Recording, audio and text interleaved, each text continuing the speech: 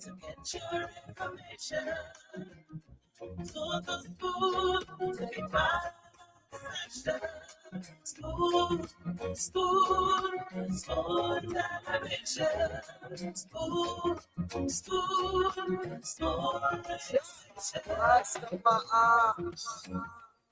Spoon gonna tell you what is happening in Liberia. Spoon gonna tell you what is happening in Morovia. Spoon gonna tell you what is happening in Africa. Just to spoon you and know.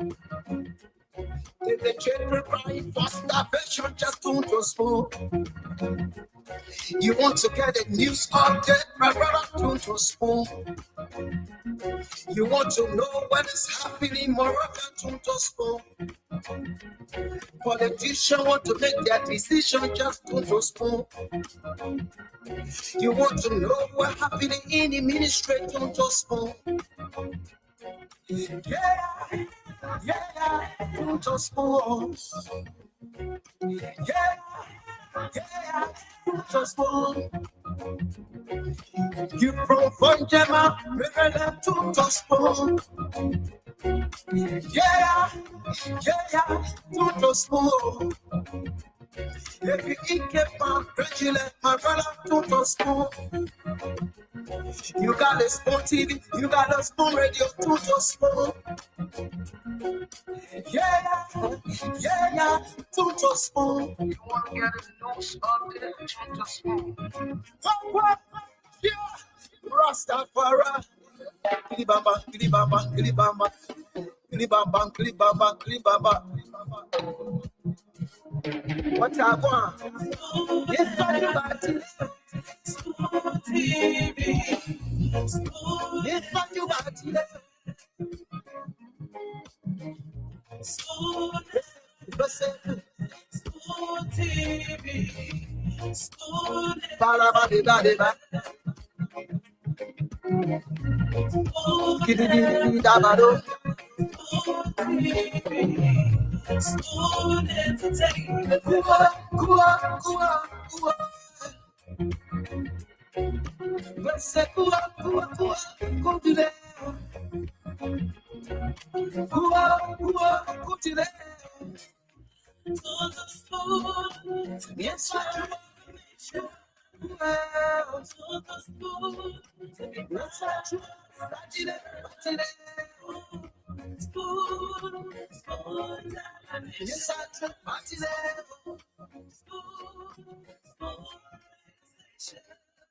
Spoon, and your boy right at the South Bend. James on the beat. To the spoon to get your information.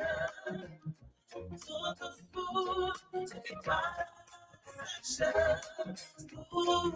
Spoon television.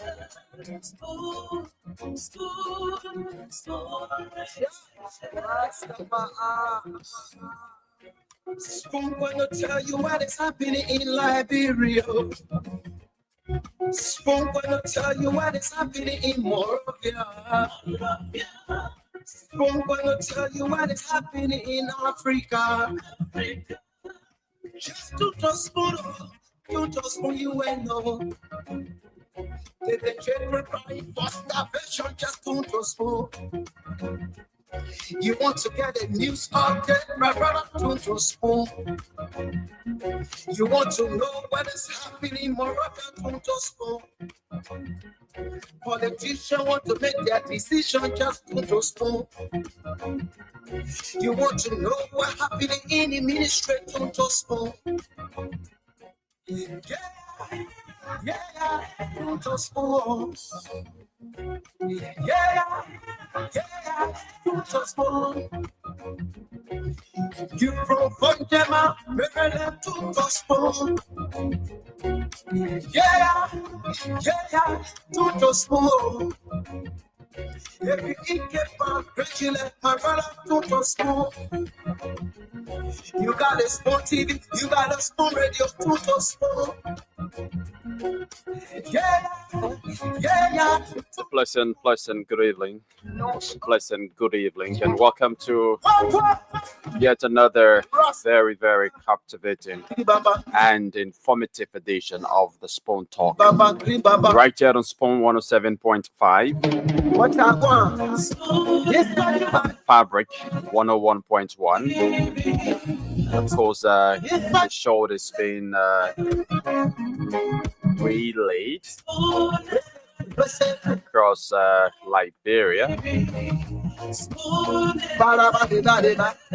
on several community radio stations. We're also live on our various social media handles: Spoon TV Live, Super TV Live, Fabric TV Live, and get our YouTube handle, Spoon Talk. So welcome, and let's have a wonderful time together this evening. My name is Yekezi Zwubil, sitting in as your producer. And first up, we go to the lines on the first segment of the show to get to hear from you. What's on your minds? What are those burning issues that you want to speak out for the relevant government authority or officials to be in the know of? And if there's a possibility of addressing some of those issues so that the government can come to your call. It's now 36 minutes on the flip side of 8 o'clock. That's the initial time check to what I said and talk to you. Let's now go to the lines and get to hear from you, Liberians. What's confronting you in your various communities? What are those burning issues you want to speak to? Or what are some of those trending national issues you want to opine on? Call us on 0777-777-1075, 0777-777-1075, 0555-101075 are the numbers to put it through. For those of you watching us live via Spoon TV, Fabric TV, and Super TV, all that our YouTube handle, Spoon Talk. Call us on the numbers that we hope to stream very shortly. We hope to pin on the screen this beautiful Thursday evening. So call us on the numbers rolling down the screen for those of you outside Liberia. Let's go to the line to speak to our very first caller this evening. Hello, your name and where you join us from. Hello, are you there? Hello? Yeah, good evening, Yagazi. Good evening, let's hear you out. Yeah, Yagazi. How you doing? Yagazi, how about it? I'm great. Yeah, Yagazi, this is the voice of Sabu Rasta. Yagazi, I'm joining the show from Point 4. Okay, let's hear you. Yeah, Yagazi, it's good for you asking me why it's on my mind. You know how people got a saying, Yagazi, they say, whenever the scripture reaches a time when you can ask questions, you can never miss the road. That's why Yagazi will not miss the road tonight. Let me tell you, Abu, please go to the point. Thank you. Let me go to the point. Yagazi, why it's on my mind? We're hungry, we're suffering. Look, what's on my mind has to do with the MCC scorecard. Look, brother, you think you're looking at playing football game. When playing football game, when you not respect the rules, I think we can play the game. Every game in the world, brother, that rules they play by. So if the president fails to abide by the rules, brother, can you say, brother, democratic tendency, brother, if you not respect the issue of the rule of law, then, brother, who are you rescuing? We're not creating jobs. Then who are you rescuing, brother? And you get to answer the question now, Yagazi. Thanks for calling. Yeah, just from my education, you get the government fee. Who are you rescuing? We are hungry, we're suffering. Thank you very much. Let's talk to another person. Hello, your name and where you join us from? Good evening, Yekesi. Good evening. My name is Andy M. Siaka, and I phone from Johnsonville Township. Yeah, Andy, please go ahead. Let me say thanks to the station for this platform. My concern has to do with the issue of our NTA process. I want to say thanks to Mr. President I was so in the MCO bus today, sitting around, making sure that the Liberian people are happy. And I just want to say this. Liberia will destroy as long as we take things personal. I saw a few handful of people booing at the president with the MTA buses. And these are the same people coming to sit in that bus to pay $40. I just want to say thank you to the government for all of their progress. Thank you so much. Okay, thank you. Thank you very much. Thanks for calling. Let's talk to another person here on the line. Hello, your name and where you join us from? Hello? Hello? Your name and where you join us from? Well, I'm Edward W. Shannon again, and I join you from Back Settlement Center, Virginia. Yeah, let's hear you out. Yeah, my brother, what is on my mind? The first, then I'll make a recommendation. The first one is that the superintendent of Motorado County, the assistant superintendent Sylvester Laman, and the commissioner of the township of Virginia, they are all bar representation of democracy. My brother voted for our councilmen in the township of Virginia, and the superintendent came and used his power and removed the people disrespecting and abusing the local government act, and decided to instill the people undemocratically this gone week, which is very, very bad.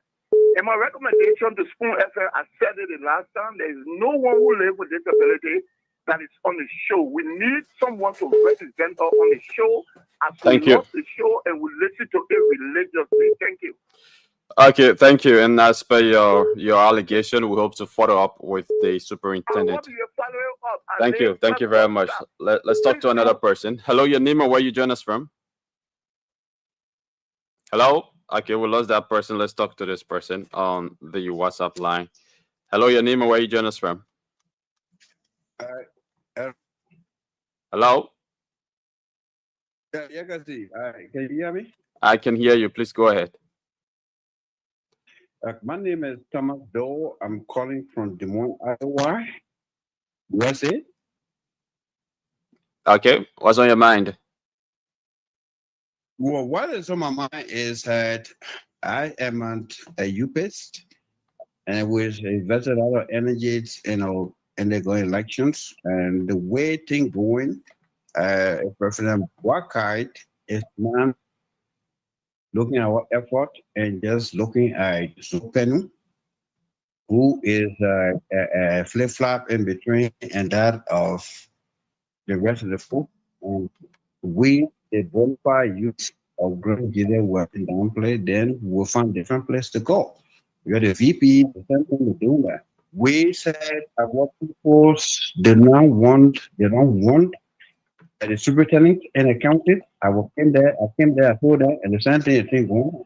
So if it's so just there, trust me, we will go somewhere else to find another place. We've been at UPs, for a very long time, we've been suffering in that country. And they don't listen to people who are suffering our people. And because of that, most of our folk all the country. And if that's the case, they want to do then that's fine. Well, I saw a record, they all know me, work at different reports, wherever the food the situation that you have a superintendent selling our land, doing deal without the focus, and the focus, we don't have the party saying, a reputation and Thank you. But they all agreed and they are doing this thing, we are watching. Thank you. So we want to say, if they want to play the game, we'll play the game. Thank you very much. Thanks for calling. Let's talk to another person. Hello, your name and where you join us from? Hello? Hello, are you there? Yeah, are you getting me? Please go ahead. Your name and where you join us from? Great. This is Pastor David G. And look, if all of us are now worried, then I don't know why we are existing. Are you aware that the report from the MCC is telling us that the government has failed in protection of its mineral resources? government effectiveness. Imagine the government failed in the rule of law. If those components, including trade policy, are all fielding marks of the government, tell us where we are headed as a country. What I listened to the minister today on finance. He's talking about the soccer. When it's called 90, mean you pass. But Mr. Minister, you're breaking or passing in 12. When those ones that you feel are more grieved, then what are you celebrating when there's soccer? And people, where is the country? Like our boy has to go, they lie, and they lie. Thank you for calling. This is the country. Thank you. Let's talk to another person. Hello, your name and where you join us from? Hello? Okay, we lost that person. Let's talk to another person here. Hello? Okay. Good evening. Let's hear your name and where you join us from.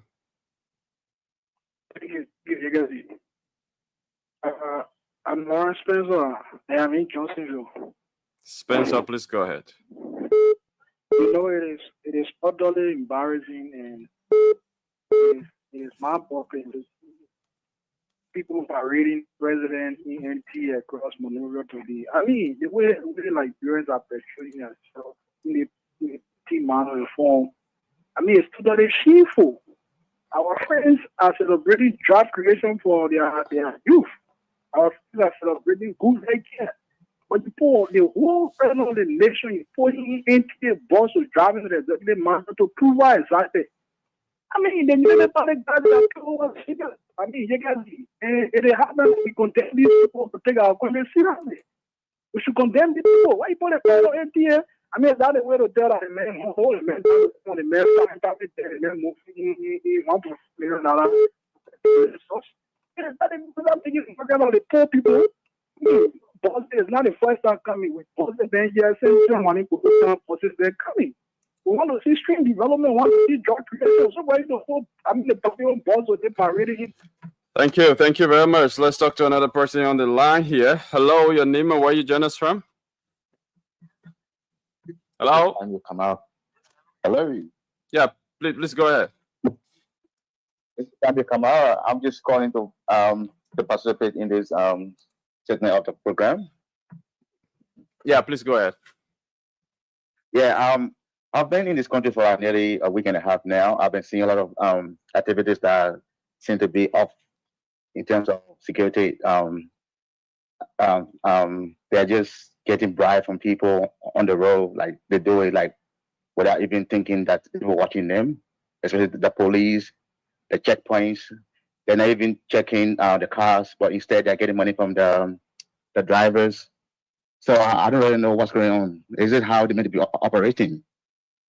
And they are so serious about drugs, and in this country, they should be checking every single trucks or cars that pass through their checkpoints. So it's very, very bad. And I think on Monday there was an incident on the Kakata and the Banga Highway, just around Kari. I drove past there. Just before that, there was a checkpoint there. And I tried talking to the officers to ask them if they could just try and redirect traffic or take charge of the area. They said it was out of their scope. They have already passed it on to the fire services. And the blaze is still going off as we speak. Okay. So I don't really know if do they care about their citizens or they're only here for themselves and their families. So that's just what I wanted to say. It's just very bad, to be honest. Our people shouldn't be living like this. Thank you. Thank you very much. There's no clean waters. There's nothing happening for anyone. Thank you. Thank you for calling. Thanks for making your point. No, thank you so much. Thank you. Thank you. All right. Let's talk to another person here. Hello, your name and where you join us from? Hello? Reggie. Good evening. Let's hear you. Hello? Hello, please go ahead. Your name and where you join us from? Yeah, my name is Sam. I'm calling from Johnsonville. Yeah, please go ahead. Let me say thank you for the topic of discussion. I just want to congratulate the government for the NCC school card. You know, other person is so political, but the government did well. We don't want to say this whatsoever the government for sure will yeah. The issue about the rule of law, business and all that stuff, the government do it. So the music thing they see for keep pushing her, for keep stepping her on our government. They show the weakness and the loss of our government. So we're telling the government that we will rescue you. Don't feel deterred by what the opposition will tell you. The opposition will never say anything good.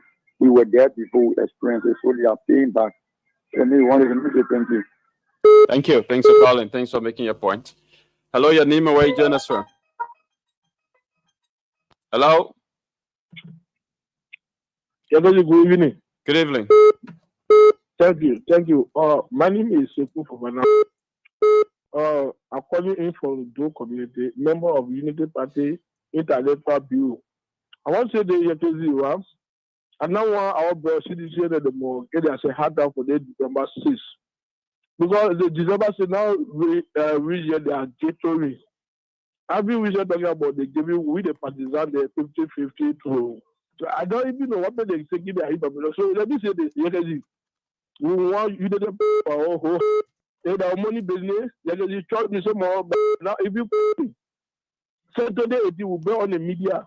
So squad and nobody if you compare zero was talk about we behind the party we want the sources of this. So we're not there for money. So they can get our work, but we're not there for money, we're there for our whole heart. So let our brothers stop freely and say we actually somebody power. Even though they have been to NTA, the world there's life is direct. Thank you. Thank you very much. Thanks for calling. Let's talk to another person. Hello, your name and where you join us from? Hello? Yeah, hello, Yagezi. How you doing? I'm okay. Your name and where you join us from? Thank you. Thank you. I'm from Cornwall. Your line is bad. Do you want to do some adjustment? Thank you. I think you're getting me now.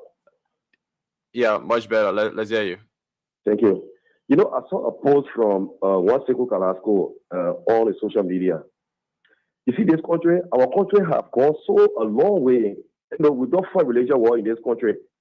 If people like Carrasco there in the CDC who brought this country to creation, who did this country from they were in power for 6 years, I think that our Muslim brothers and sisters will use religion to defend our country is not true.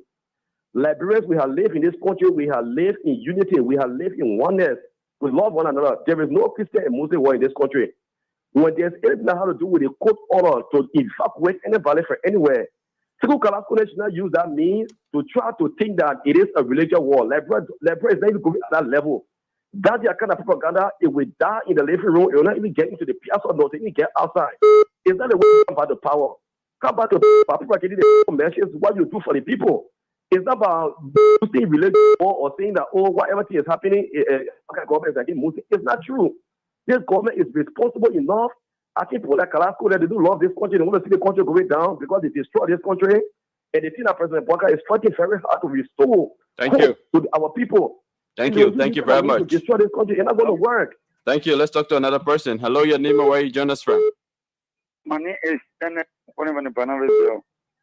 Yeah, please go ahead.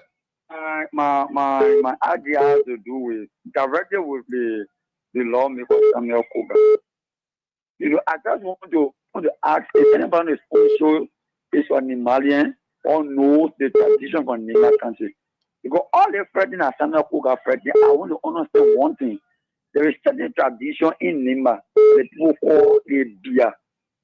Once that name is attached to you, it means you cannot fight that person. Anything that person says, all that person's decisions shall be the final. Samuel Koga acting as if to say he knows tradition or he's one hierarchy within Nima. We may agree. But all that person Samuel Koga is fighting, when they take it to the tradition, and Samuel Koga knows when the beer speaks, nobody talks. Anything that beer says, that's why the elders agree to. Thank you. Take for example, hello? Yeah. Hello? Be brief now. Conclude quickly. Yeah. Here, beer, let me make you understand what the beer is. It's almost like where you are now, the town that you from, if your mother is from that town, your father is not from there. Anything goes in that town and you test and you say you want, they will give it because your father is not from there and your mother is from there. So that's how Jeremiah Kun is like in Nima County. Jeremiah Kun is a beer. So Samuel Koga cannot for him. Thank you. Thank you. Thank you very much. Let's talk to another person. Hello, your name and where you join us from? Hello, good evening. This is Alfonso P. Vaca, Red Power International. I'm calling you from Salisbury City, Monserrado County. Yes, Alfonso, let's hear you. Go ahead. I want to thank you ever so much for the topic of the discussion. You know, there are some people, as you already said, that what is on my mind. There are some people in this country, they feel that they are untouchable. They feel that they are the only voice in this country, and which is not correct. Like the brother was saying, the previous caller was saying about Jeremiah Cohen and this new senator from Nima County. The new senator from Nima County is trying to bring divisive politics. And he is not the whosoever that he claims to be in that country. We have people here. Prince Johnson, the attitude and the behavior of Prince Johnson, he far away from it. Prince Johnson, with all it. We can know that people were crying, oh, Prince Johnson was there, Prince Johnson was that. Prince Johnson was a unifier who touched the land of bread of Nima. Whether it's a Geo Bell, whether it's a Mana Bell, he tells all the Arab what that Samuel Coker man bringing. He has failed. Before about what he said, he will never succeed in the fight against Jeremiah. Thank you very much. Thanks for making your point. Let's talk to another person here. Hello, your name and where you join us from. Hello, are you there? You hear me? I'm hearing you now. Please go ahead. Yep, I'm Eric Zawulo calling from Tunisia. Eric, please go ahead. Yes, as you said, speak your mind. But other people, when they speak for other man, because they are opposition, you always call them off. And you allow other people to explain better. That is not true. And you are not taking a show full way. That is not true. I gave everybody the opportunity. So you wouldn't speak for the longest because there are others on the line. So we can give you 2 minutes, we can give you 3 minutes. So please go to the point, sir. Yeah, I'm monitoring. I wanted to tell you, go everybody, we are listening to it. Okay, thank you. Thank you for your concern. Let's talk to another person. Hello, your name and where you join us from?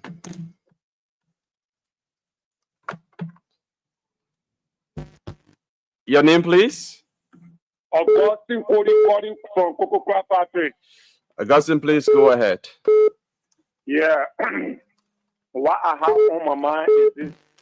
I want for us, we the Liberians, to put ourselves in one shoe of appreciating and to move the country forward instead of criticizing government and the government that come into power. To criticize the person, it is not holistically right.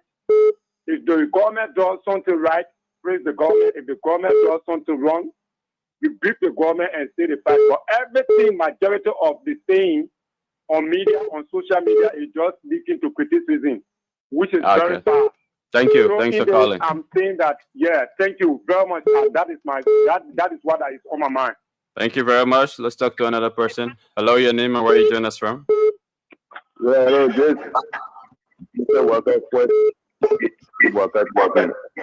Your line is breaking up. Your line is breaking up. You can hear me now? Yeah, let's try to hear you. You hear me now? Yeah, please go ahead. Yeah, this is about that. I don't understand it. You guys see the problem. Let me tell you something. This government, told us say the opinion of people. Me, I only want to come here and pay them. Just to go to that parade. Because you know that we are concerned. Me, I'm supporting God for 2005. Nobody paying off. We're not there for money. It's there for the real thing. The development. And then public carry off. You agree on that forever, then you say anymore. The public then imagine. You're not going to tell you, you can't come back. So I thank God for this party and I thank God at least that the president that we are going for one. Thank you very much. Thank you. Let's go into this person. Hello, your name and Yagazi. Hello? Hello? Yeah, your name and where you join us from? Can you hear me? Sorry. Stop the person, Yagazi. Stop them. A-N-D. Okay.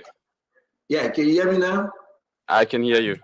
Yeah, but you can't take calls that when we come on the show, it's time to start, Yagazi. You're just taking calls for letter, yeah? How you doing? I'm great. I mean, you mad with the people that call you? Are you vexed with them? You mad? I'm not. Yeah, you can't call, man. You just Ale. The people calling, they want to tell their own, but look at the time. You reckon you're going home, man. You started, you late already. You late. You very late. Feel about it, ask the man, I did something to the man. The man fell or something. No, I'm not angry. I was just receiving calls. Oh, you were just taking call. I was just taking calls. That's it. Oh, okay. So you want me to wait? I'm gonna come back when you're ready. You'll signal me, right? I can wait though, right? See you. Welcome. No. I want to wait. I can come back. Welcome. You get stuff from here. I can wait. You want me to wait? You are already on. So I think you. No. Okay, I'm gonna go back when I come. When you recognize me, now I come back. I'm gonna go in the back small. Wait, yeah, let me go in the back small. What, man? Okay. Yeah, but let's see if we can take calls until the CEO comes back. Yeah, the numbers remain the same: 0777 777 1075 0555 101075 are the numbers to put it through this evening, guys. So 1 minute past 9 o'clock. So let's see if we can take a few calls. See you, welcome back. At least you welcome me now. My heart satisfied. Yeah, just don't call it. The man see me, you want to recognize me. What did I do to the man? What's going on here? You gotta ask the man. What? So at least that my heart satisfied when you welcome me. Nothing. You gotta see you how to die. Oh no, man, nobody dying here. How you doing today, my people? I just love to come on early to give Yekezi hard time, talk with the producer, make sure that we are on course, we are in tune. A lot of stuff happening today, Yekezi, from the Capitol building to the executive mansion, from the executive mansion to yellow machine to blue machine to 60 buses and everything. Yekezi, a lot of stuff is happening in the country. Some good, some bad, and but the yellow machine amount went up. You can see. You know about that? When I hear you, my man, you meet yourself. Yeah. You heard what I said, right? Yeah, you said the yellow machine. The number, is it a number or the amount you're talking about? The money.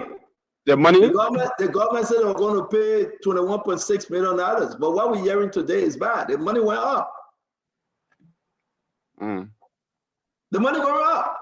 The money going back to Mama the money. I mean, so we're going to talk about the yellow machine thing today.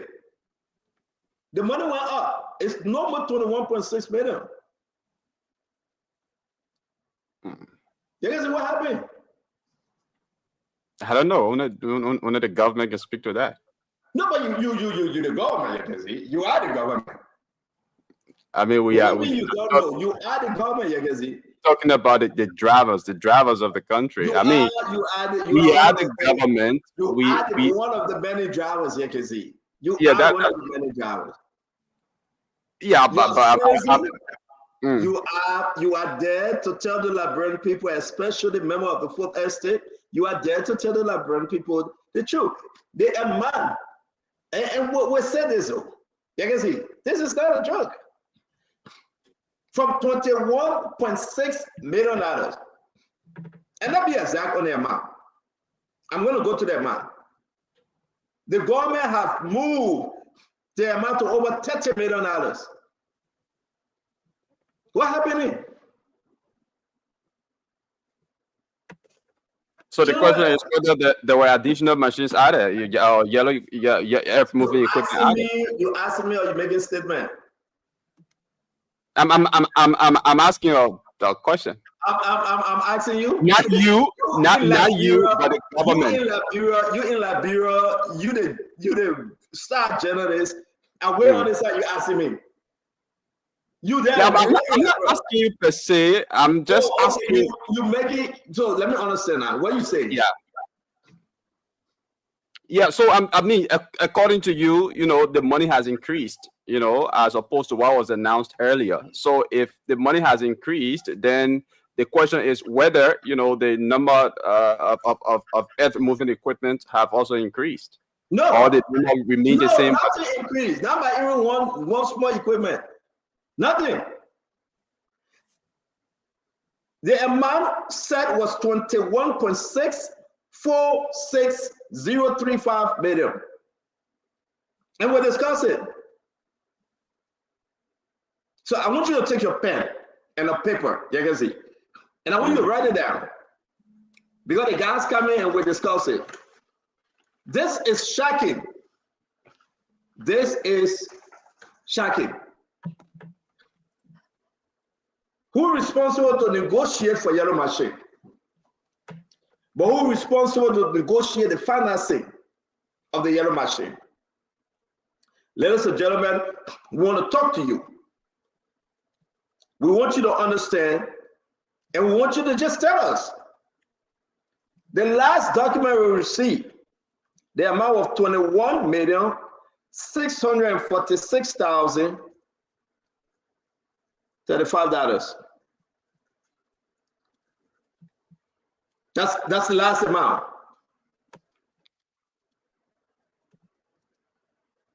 You can see you got it, right? Yeah. Today, what we gather and what we have, 30,700,000, which is $30.7 million.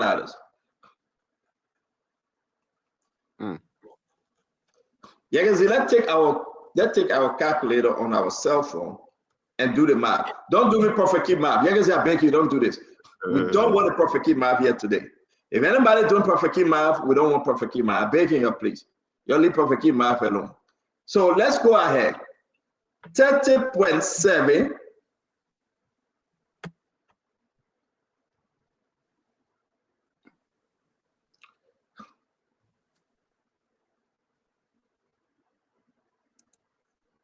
You can put the figure in good though. The Liberian people got to see this one.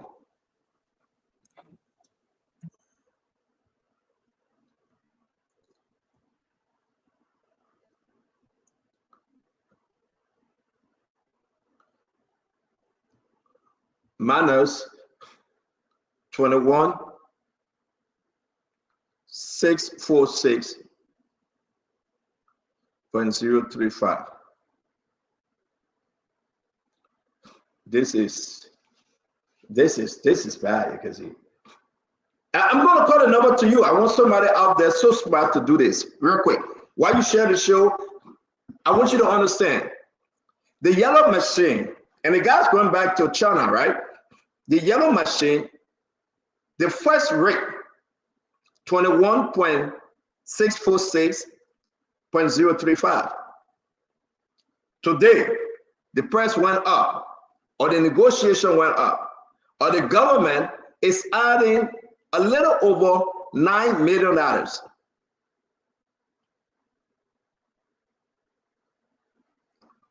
You can see why. Why you can see? Why are we?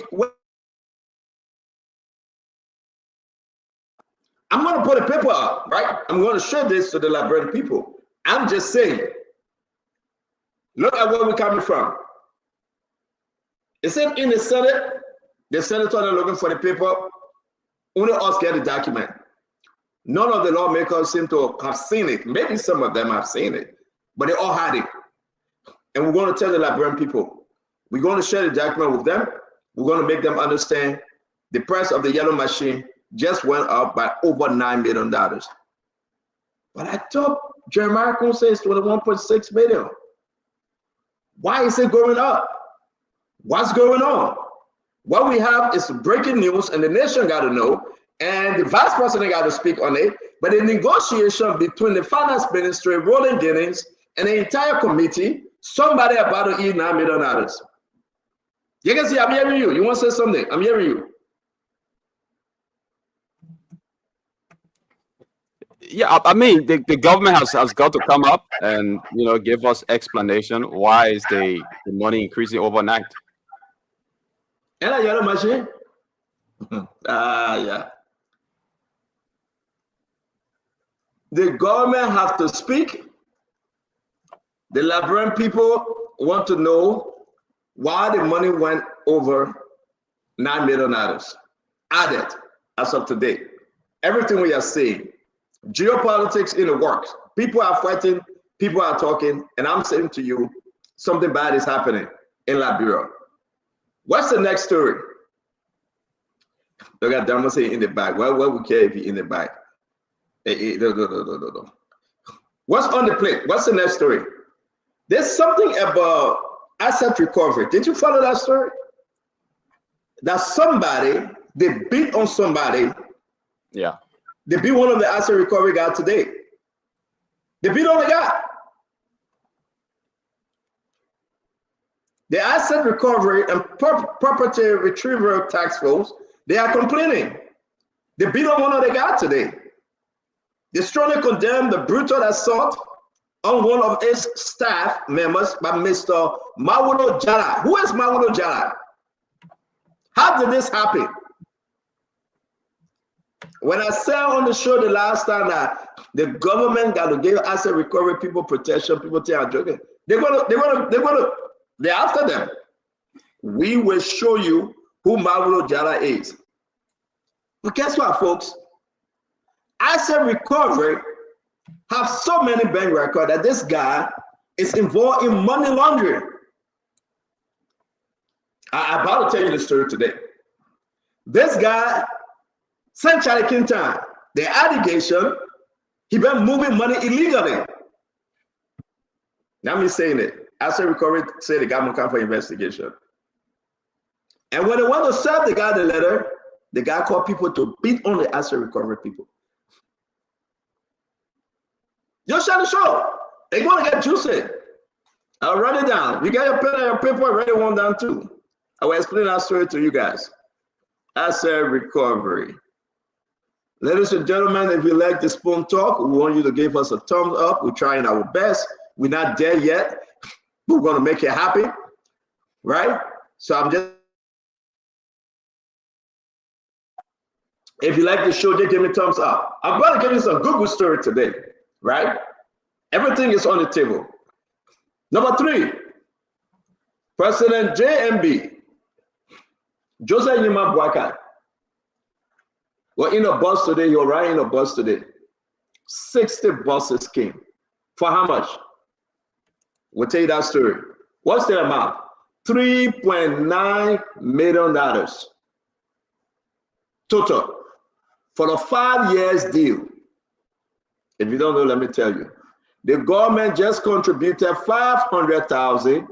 The rest of it, who paid for it, will let you know. That the bus situation. It's some good news, right? Do you know something strange happened today? They opened a casino at LBS. And guess who owned the casino? Guess who are the owner? Who are the partners? Now they, Jojo Boakai and Tantan Boakai. Yes, wow. Listen. If you own Spoon Talk, we're going to discuss the issue. You can come to your own child. So LBS is a gambling center. We get a picture, we get a video that the sons of the president were there, and you know the opening, that's the business. So you can touch it because it's of interest. These are allegations that they can explain as alleged that they own it. So they were there for the opening today. We'll show you the picture, we'll show you everything, right? You can make your case. How many stories are there? You can see how many stories. I won't bring the guys on. I think that's 4 now. You can see that 4? I ask the people, do they want more? They want more story? Beatrice people, you want more stories? Let's say, you want more story? We got more. Benzie, Capoli, Chester Bruce, Robert Winter. Yes, Sylvester. I'm going to say again, all of you, Jamel Ross, if you guys want more, we give you more. You want more story, we give you more. That it. I mean, we got plenty. Come here. Let me go ahead again and see in the Arsenal what we got there. Yagazi, you want me to stop? Keep on, continue. Yagazi, you sure? We got plenty of story. Yeah, I mean, just getting the gist. They'll come back. You and the panelists can they can give you a perspective about them. Yeah, I mean, I wonder. We got another story. Have you realized that since President Baga suspended Steve Zago, can you give me a picture? Today, the 13th of November, make it 1 month since Steve Zago was suspended. He can never come back. They put somebody on the job. Give me Steve Zago picture. Since Steve Zago was suspended. Steve Zago saying he was suspended. So they make it 1 month. 1 month, folks. Same President Baga suspended him. Give me the main picture, we'll put it up. I don't know. I don't know about you. Send the suspended man to they make it 1 month, they make him come back. He's not coming back. But Steve Zago, 1 month suspension anniversary. We say happy anniversary suspension. What is happening? 1 month suspension anniversary. But wait, I beg you. Guys, 1 month suspension anniversary, and we gotta say congratulations. What was that? Gregory, we gotta say congratulations. They suspended the month. Today, I've been tracking it, right? Can you give me a picture? Today, make it 1 year. Say they suspended Steve Zago. And they ain't got the man back yet. 1 year, happy suspension anniversary to you. I don't know. Congratulations, suspension anniversary. Happy suspension anniversary. 1 year since they suspended the man. 1 year anniversary suspension. You guys tell me what you want me to tell the man. Open the phone line. What do you want me to tell the man, Yagazi? Open the phone line, Yagazi. They suspended the man 1 year today. The man can never come back.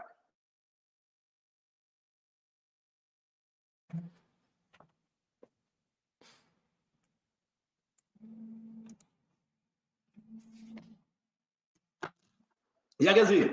Yeah. What I'm saying is not good. They suspended the man. It's been 1 year since they suspended him.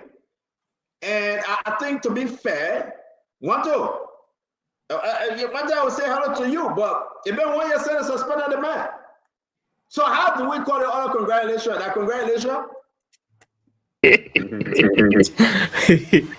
I mean, it's very interesting, Stanton. Very, very interesting. No, I know it's interesting, but I'm asking you. What do people want me to say? After explaining all this sweet news, I come to tell them. Then the people are getting fair with me. So they suspended the man, right? Read a letter. I can read a letter for you. I can read a letter on Steve Zago. To be fair. Yeah, it's very, very, very terrible, to be honest. So I've received and reviewed a report regarding your handling of a writ of need Republica involving an individual. Okay, so yes, the reason why they suspended him. Now we're going to know the reason, right? Now, people will ask me, why they suspended the man? People have different story. But we're going to tell the Liberian people the main reason they suspended him, that he's not coming back because they not find new director, commissioner. They found somebody new. But my fellow Liberian, ladies and gentlemen of the jury, boys and girls, in the tour of Prophet Key, we do not take fraud to beauty pageant because the fraud will not win. Can somebody call Prophet Key and leg that around Prophet Key? We will not, we do not, we shall not take fraud to beauty pageant because the fraud will never win. But here's the important thing. 1 year congratulations suspension, it goes to Steve Zago. And let's read. I have received and reviewed a report regarding the handling of the writ of New Exit Republica involving an individual. Who's that individual? Samuel 12. Honor court action. According to the findings, it has been determined that you exercise improper judgment and failed in your duty to uphold the responsibility required of your position in this matter.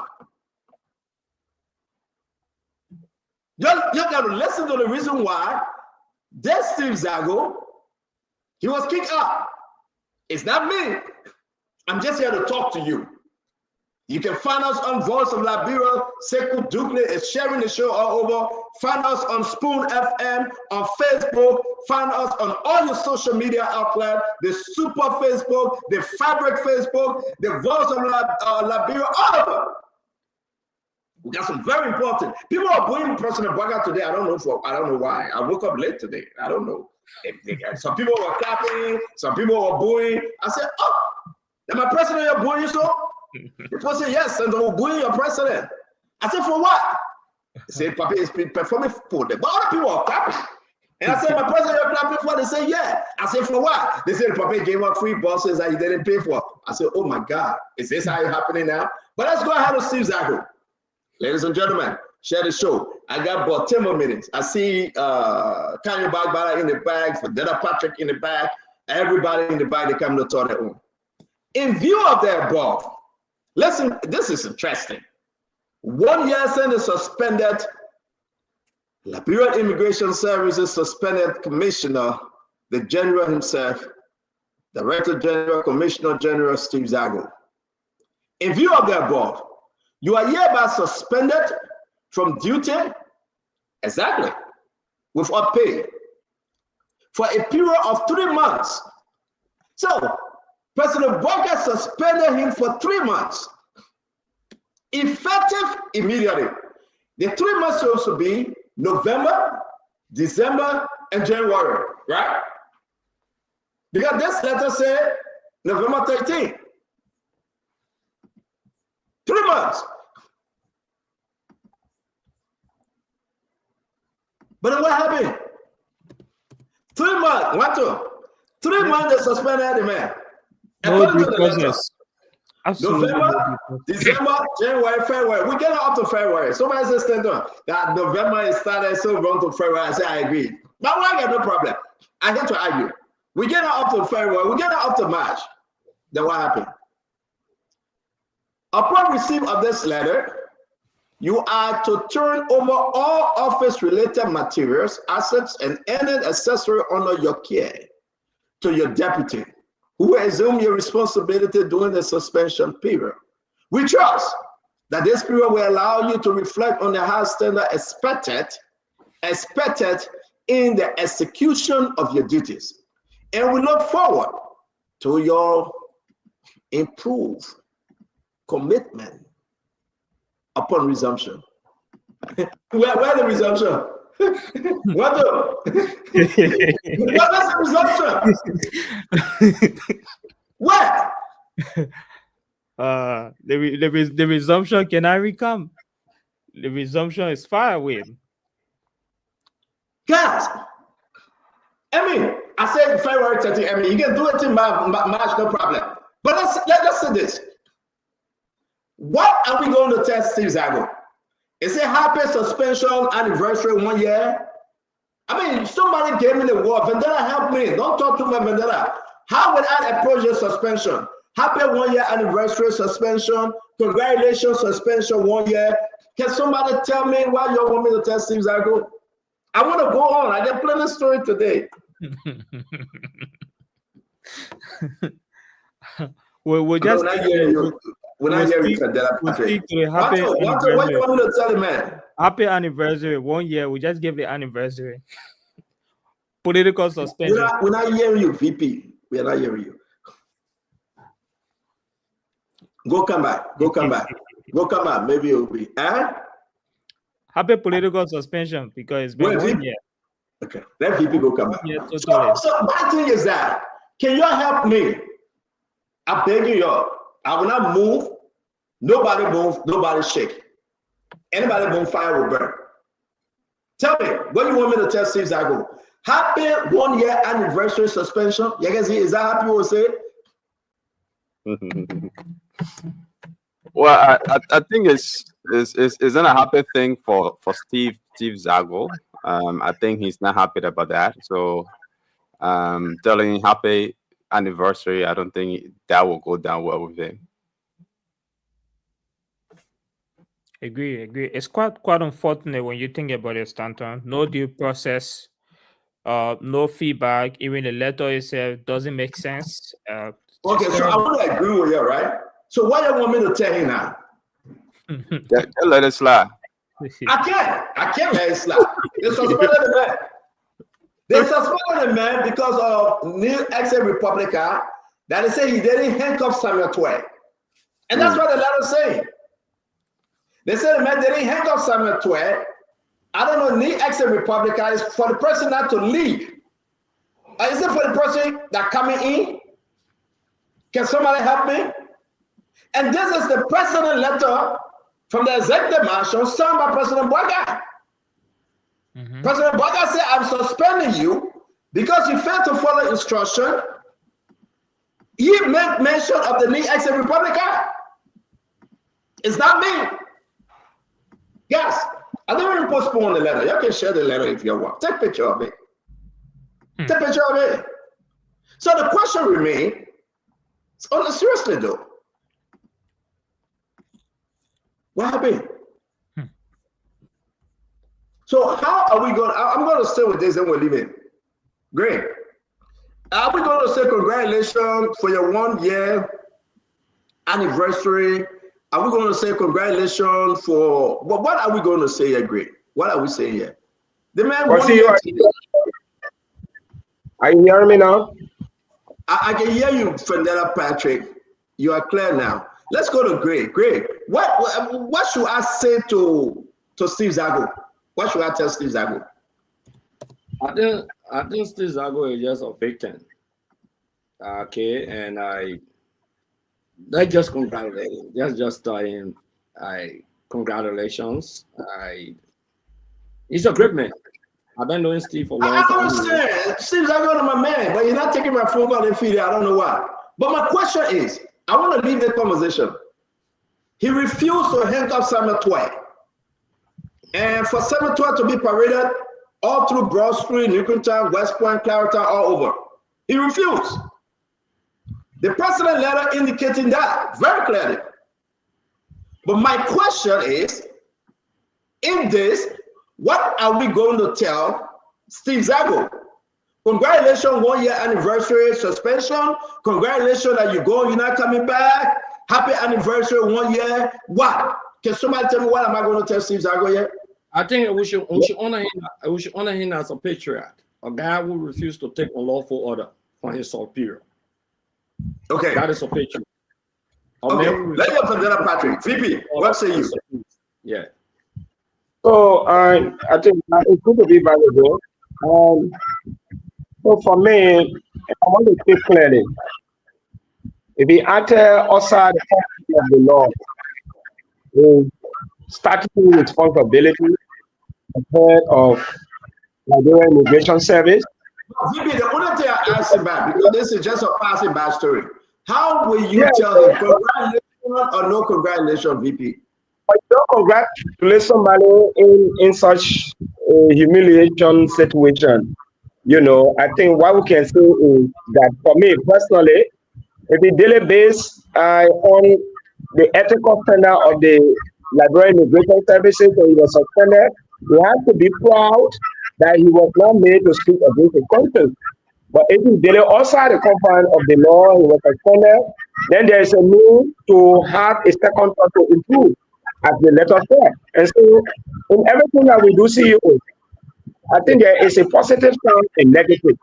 Whatever the case may be, he remains a Liberian, he has learned his mistake. If indeed he was unjustly, suspended. I think he's good. I know him to be somebody good. I visited his office many times when he was. I beg you, Chief. I'm not trying to just interrupt you. I want to hear other people's view. Then we got to go to the juice of this topic. Steve Zago, Team Wanto. What would be the message here near exit Republican, he failed to implement, he failed to follow the instruction. You can define it in a which way.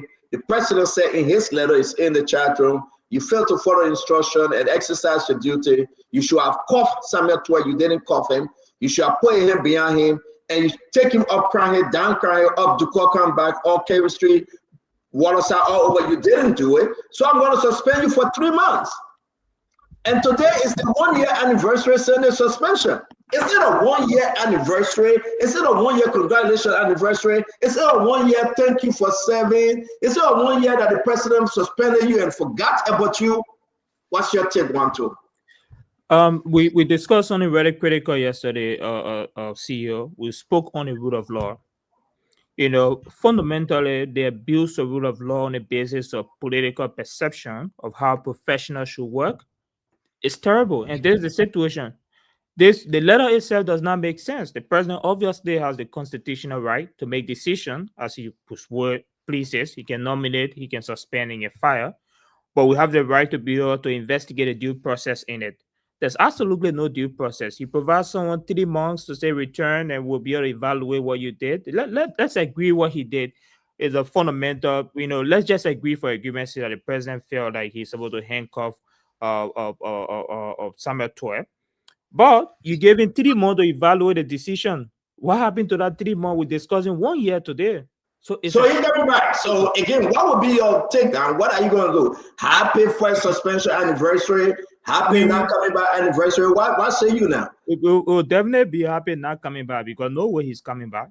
I mean, almost a year now, Stanton. It'll be wishful thinking to assume that the president will. In fact, the president completely hit the man to the point that he cut off communication with him totally. So, guys, thank you very much. We'll get into it. I want to welcome each and every one of you. We got our brother, Karis Gray. We got Kario Bagbara. Kario Bagbara is here, the counselor, and Mandela Patrick is here. Tama Agedas. Tama Agedas' mother was dancing and singing for the mayor. We'll play that video today again. We got the doctor, Monsieur Beauplet. He's in the house. We want to welcome each and every one of you. I hope your internet is strong today. Today is a basic day, and we want to give the people nothing but the best. Guys, share this show. Let's make progress. And I will read this letter and allow the other 2 panelists to conclude. Then we move on. Yes, the letter. Steve Zago, 1 year today. He was suspended. He had been replaced. Confirmation hearing went on. They have a new commissioner. So what happened? And the president didn't give another letter to Steve Zago telling him, you are not coming back. Can Steve Zago sue the government? Can Steve Zago go ahead now and take pay on a suspension? The president didn't say you are suspended without pay, or the president didn't say you are suspended with pay. The president said, I have, and this is important, received from who? Who the president received it from? These are questions people are asking. I have received and reviewed a report regarding your handling of a writ of New Exile Republican. Guys, involving an individual with Samuel Twe on a court action. According to the finding, it has been determined that you exercise improper judgment and failed in your duty to uphold the responsibility required of your position in this matter. In view of the above, you are hereby suspended from duty. Now, the president said without pay yet, so the man wasn't getting paid for the period of 3 months, effective immediately. This letter went out to Steve Zago November 13, 2024. December 13, January 13, February 13, 3 months. What happened? Come back. Yes, sir. Yes, CEO. Good afternoon to you and good afternoon to colleagues in the panel. Look, I'm going to get right to it. Steve Zago, I would say happy insubordination anniversary, because that letter, and I wasn't there when he failed to carry on his duties. That letter clearly stated that the man practiced what they call insubordination, because they gave him specific direction and he failed to execute on his direction. But he didn't get a letter to come back because look, in government, there's what we call damage. What was the direction they gave him? The direction is that you are suspended for 3 months without pay. No. You said they gave him direction and he failed to carry on the direction. What was that direction? Then I'm going to carry on the letter. It said handling of the raid of Exat Republica involving an individual under the court jurisdiction. So who did I give it to him? Look, I know in every jurisdiction you have bosses. So who was his boss? I want you to talk to us. You can't come. The immigration boss report to the Justice Ministry. That's my understanding. I may be wrong. Okay, we gave that to you. So the Justice Ministry gave him a direction to exercise the Exit Republica. Well, no, they gave him guardians. They gave him instructions according to the letter. He was given instructions and he failed to carry out those instructions as given to him by his boss, Minister of Justice. That's my understanding. So, go ahead. So I can deduct from this letter that the Minister of Justice then, his boss, had to write a letter to the president. They said, well, the man failed to carry out the instruction he was given, and that's insubordination. And based on our report from the Justice Minister, the president took action and suspended the man. But he looked. Thank you. So how you call the suspension today? 1 year why? A 1 year happy insubordination anniversary. Thank you very much. So ladies and gentlemen, just to come on track, the only reason Tama is happy because he ran against Steve Zako and Steve Zako, beat him the first time, beat him the second time.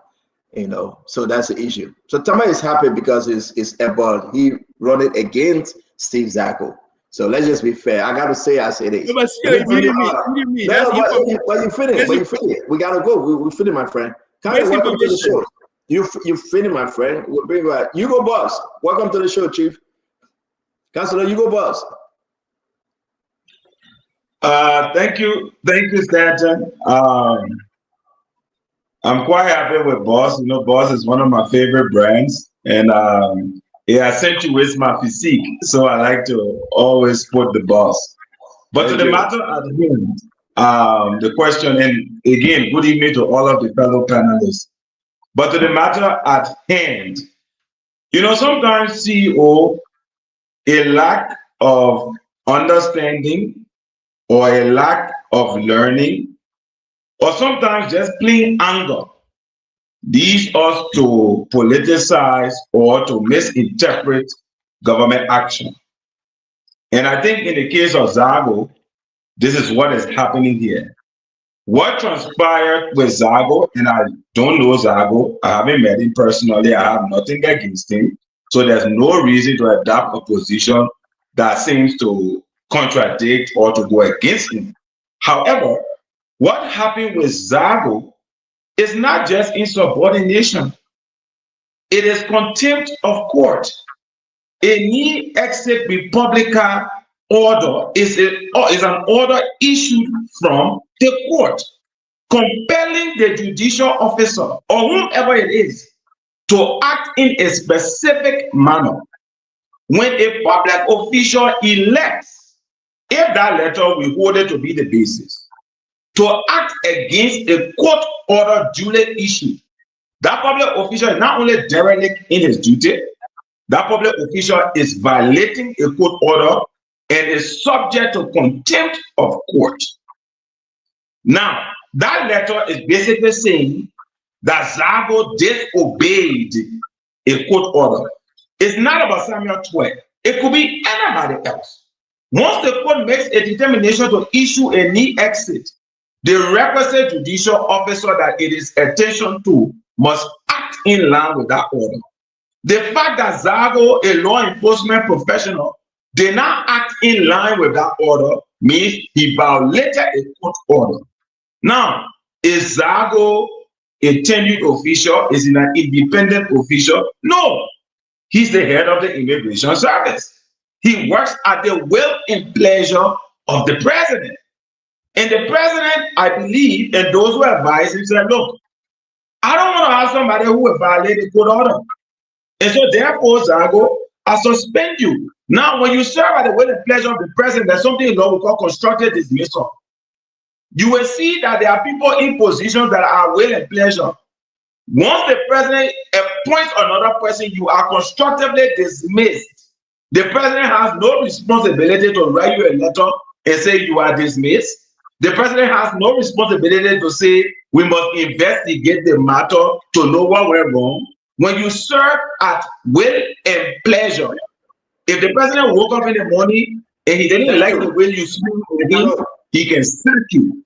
So to conclude, may I end this? May I end my thought, please, CEO? Quickly.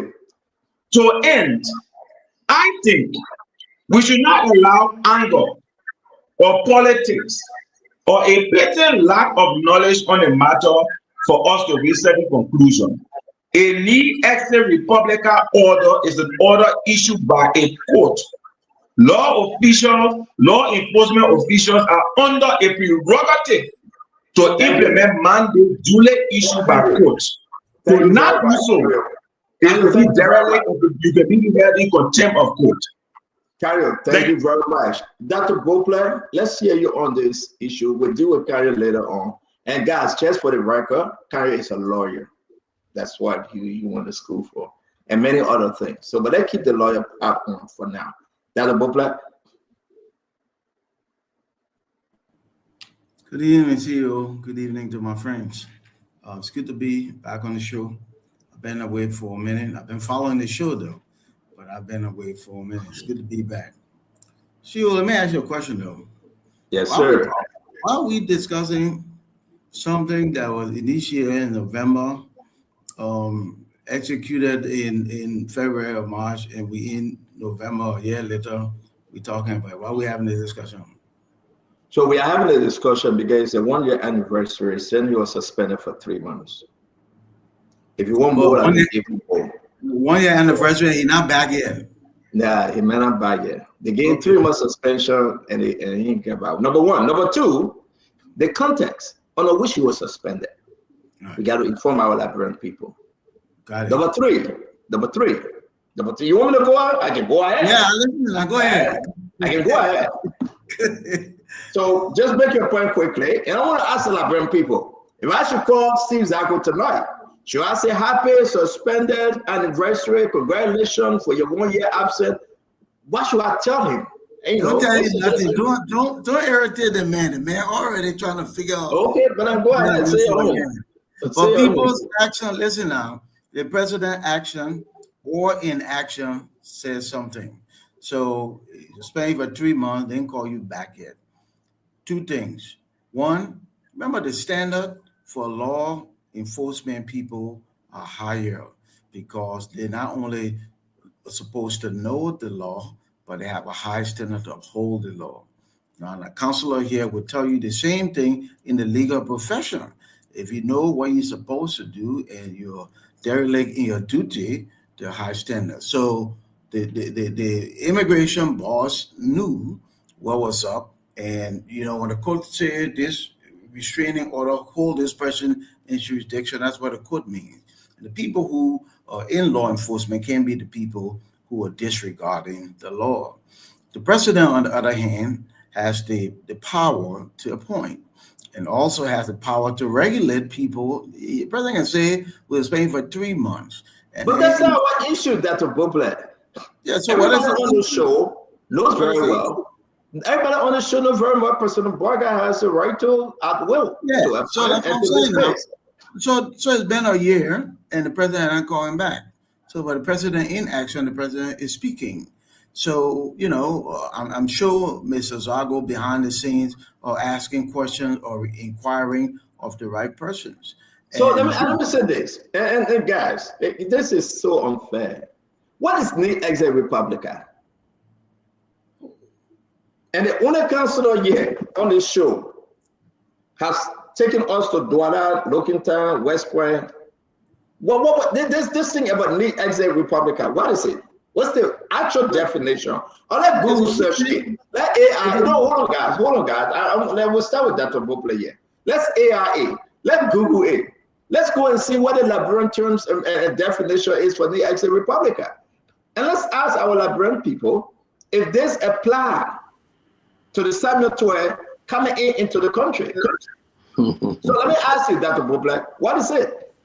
It's a restraining order from the court, CO, that asks you to keep a person in a particular jurisdiction of the court. Okay, and not to leave. No, wait, guys, one at a time. Everybody will get it on your way because go ahead, Dr. Bublak. Finish up, sir. Yeah, it's a restraining order, basically, that actually asks you. The court said this person, Propler, for example, must be kept within a jurisdiction of the court, and you can't move outside that jurisdiction without the permission of the court. The counselor here can tell us a little more in depth, but that's the. No, I don't want to hear for the counselor because you just deceived the Liberian people. That's a long and short. Simple to say. You just deceived the Liberian people again. Even if we must protect, defend, and speak for this government, we should be fearless and always speak truth to power. The only single definition of the exit Republican, what is it, Tama? It means basically do not leave. If you look at the definition in Latin, do not leave. Do not allow the person to leave the country. So it's an order that say do not allow this person to leave or escape or run away from our jurisdiction. Thank you very much. Well, thank you very much. Vendetta, you want to add to the definition, sir? In simple English, it means, from my understanding, to take someone for safekeeping until the NIPO is done. Say that again, Vendetta. Take someone for safekeeping based on court order until the NIPO is done. That's the simple version. So thank you. Well, what say you? Just a definition. Oh, there's multiple definition here. One is it says do not allow the individual to leave the country, which is one of the definition. And but there's a very maybe we'll have a time to speak again, but there's an interesting thing that I highlighted. It says that the president cannot interpret that from a political interpretation. We'll come there one too. Let's just go back to the definition, right? And I think you are there. Brother Kanyo, can you just define the exit Republican for us? Wow, can't talk now. Why you want me to talk? I will come to you. Brother Kanyo, can you define it for us, sir? I mean, no, as far as can go. No, I want you to. Any exit Republican is a court order that is attention to law enforcement officials or appropriate professionals to restrict the movement of somebody that they have issues with for legal determination. That person can be coming into the country. That person can be exiting the country. What they are saying is, can you send us your definition for the exit Republican? Maybe you're reading different book. Can you screenshot it? Let's put it up. Let people see that say the person can be coming in, and you got to stop them from coming in. Can you send us a definition? I'm telling you what the exit court order is about. No, I want you to educate us. If you can find it in your own lawyer dictionary, find it somewhere and send it to us, and then prove us wrong. Because you say the person can be coming in. Is there anywhere say the person can be coming in and the exit Republican apply to them? I just said to you that a knee exit is about restricting the movement of a person or person. You said about coming in. Let me not to speak exactly like you speak, Stanton. When there's a restricted movement, that movement is say. Kayo, you gotta be serious on the show. Stop playing this game. Let's go. You the one that try to define this. You can't be doing this. Let me hear from you, Akaris. Let's talk. Akaris, what say you about the exit Republican, Akaris?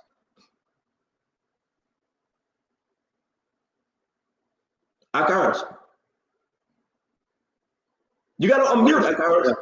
Yeah, man. It's shameful and embarrassing, man. You know, to come on this platform of intellectuals and try to mislead the public. It's very dangerous. It means you are under the jurisdiction of the court within a confine in a country you shouldn't leave. So the immigration will stop you from leaving the airport. It's now when you enter it. Okay, there are two different things. And let's assume that it was contempt of the court.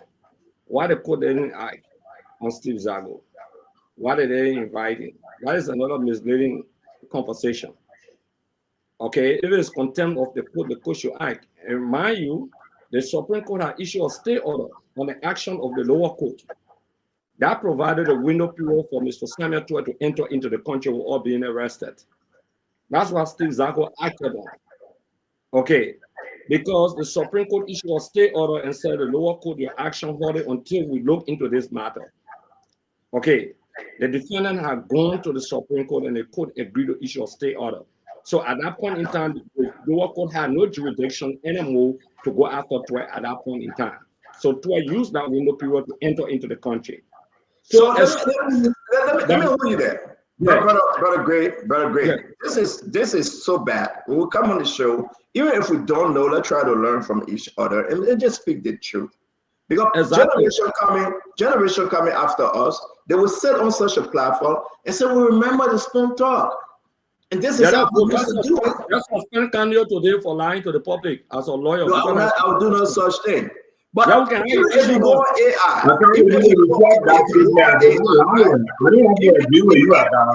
even if you go on AI, the definition is clear.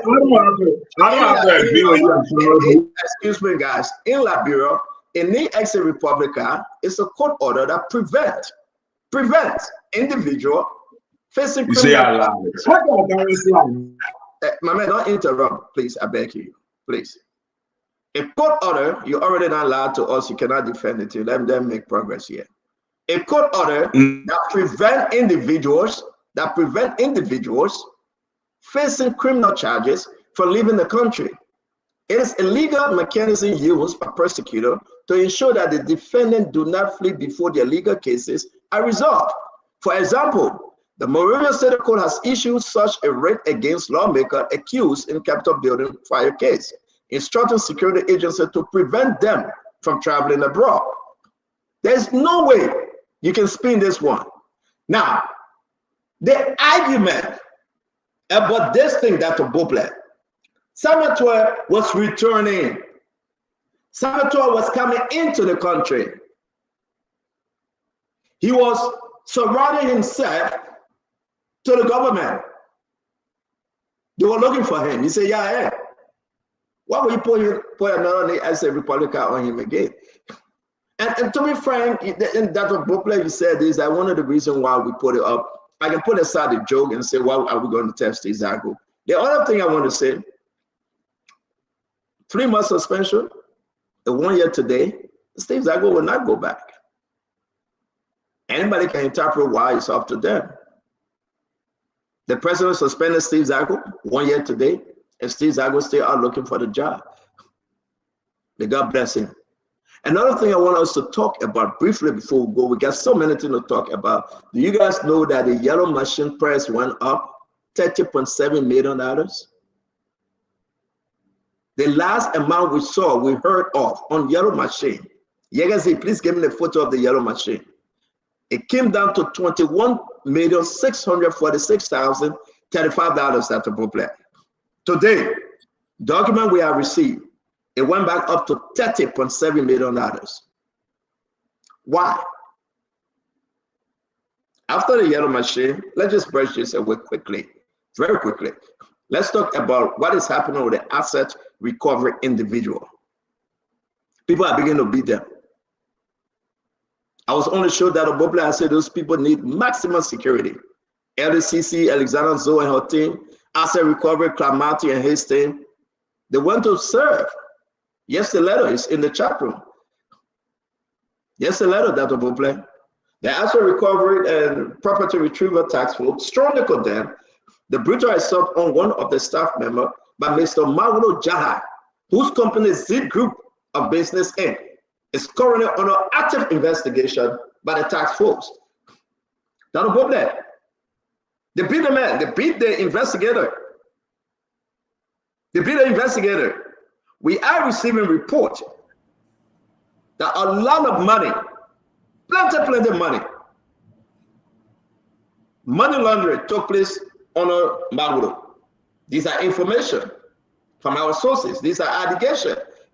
So all they wanted, when they come and answer question, what we received the main calls from getting people and beating. Our carriers will explain further because I think he's informed otherwise on the story. But who is this guy? Why is he running away from asset recovery? How much money did he launder? How much money did he siphon? A lot of story coming up, and I'm going to read it quickly at Carlos. Then you can come in. I'm sorry, I cannot share this document. It's very sensitive. But let me read something off it real quick.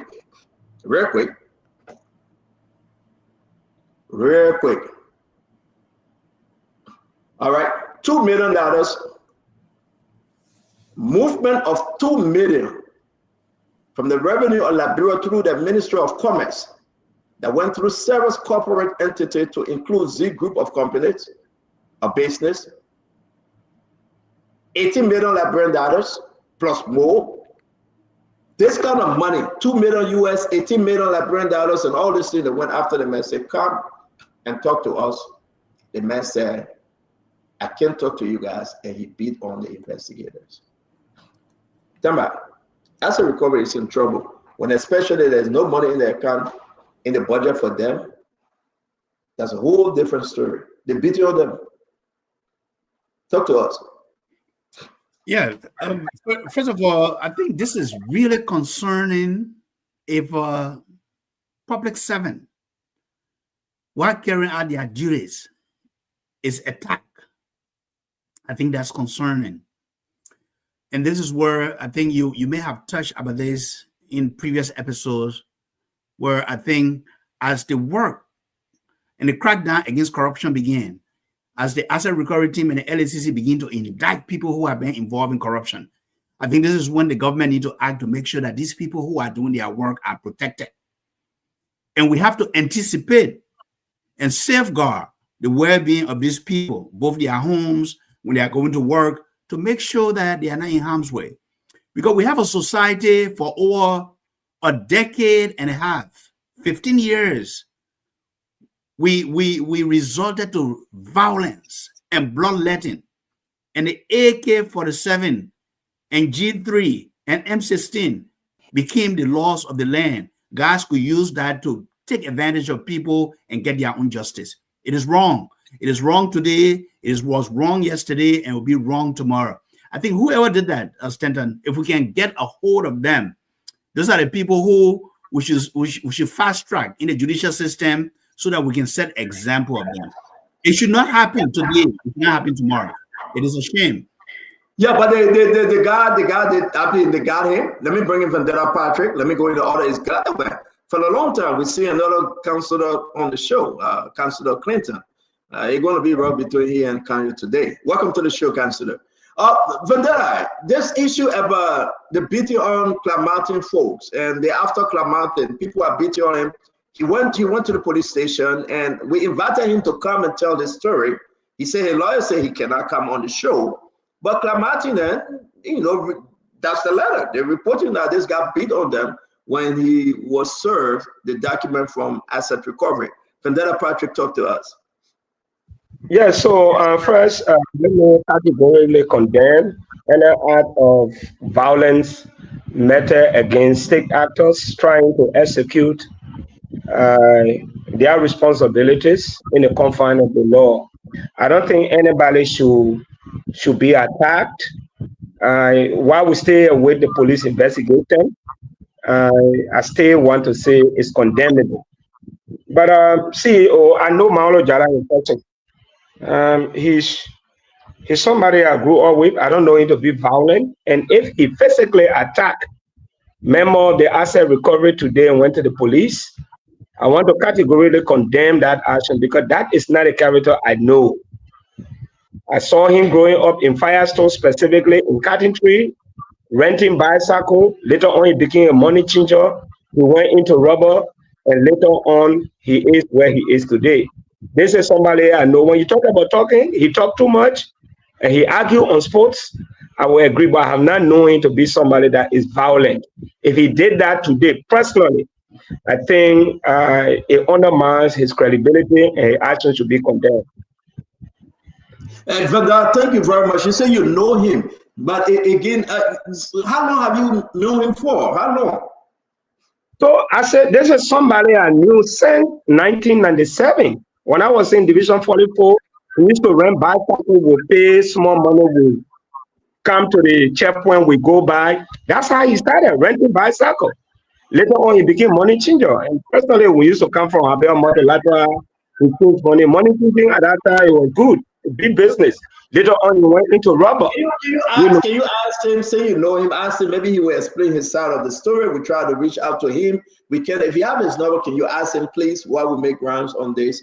It would be fair to hear him, but this is asset recovery version. They are saying that he beat on the investigators. They had to go to the police station, and this guy is doing money laundering. The report is saying there's a lot of things went through him, and they have investigated, and the conclusion is huge on him that he should be prosecuted. So again, like you say, I'm happy that you know him, and maybe you can convince me.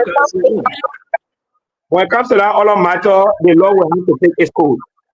But I don't know him to be somebody that is violent, never.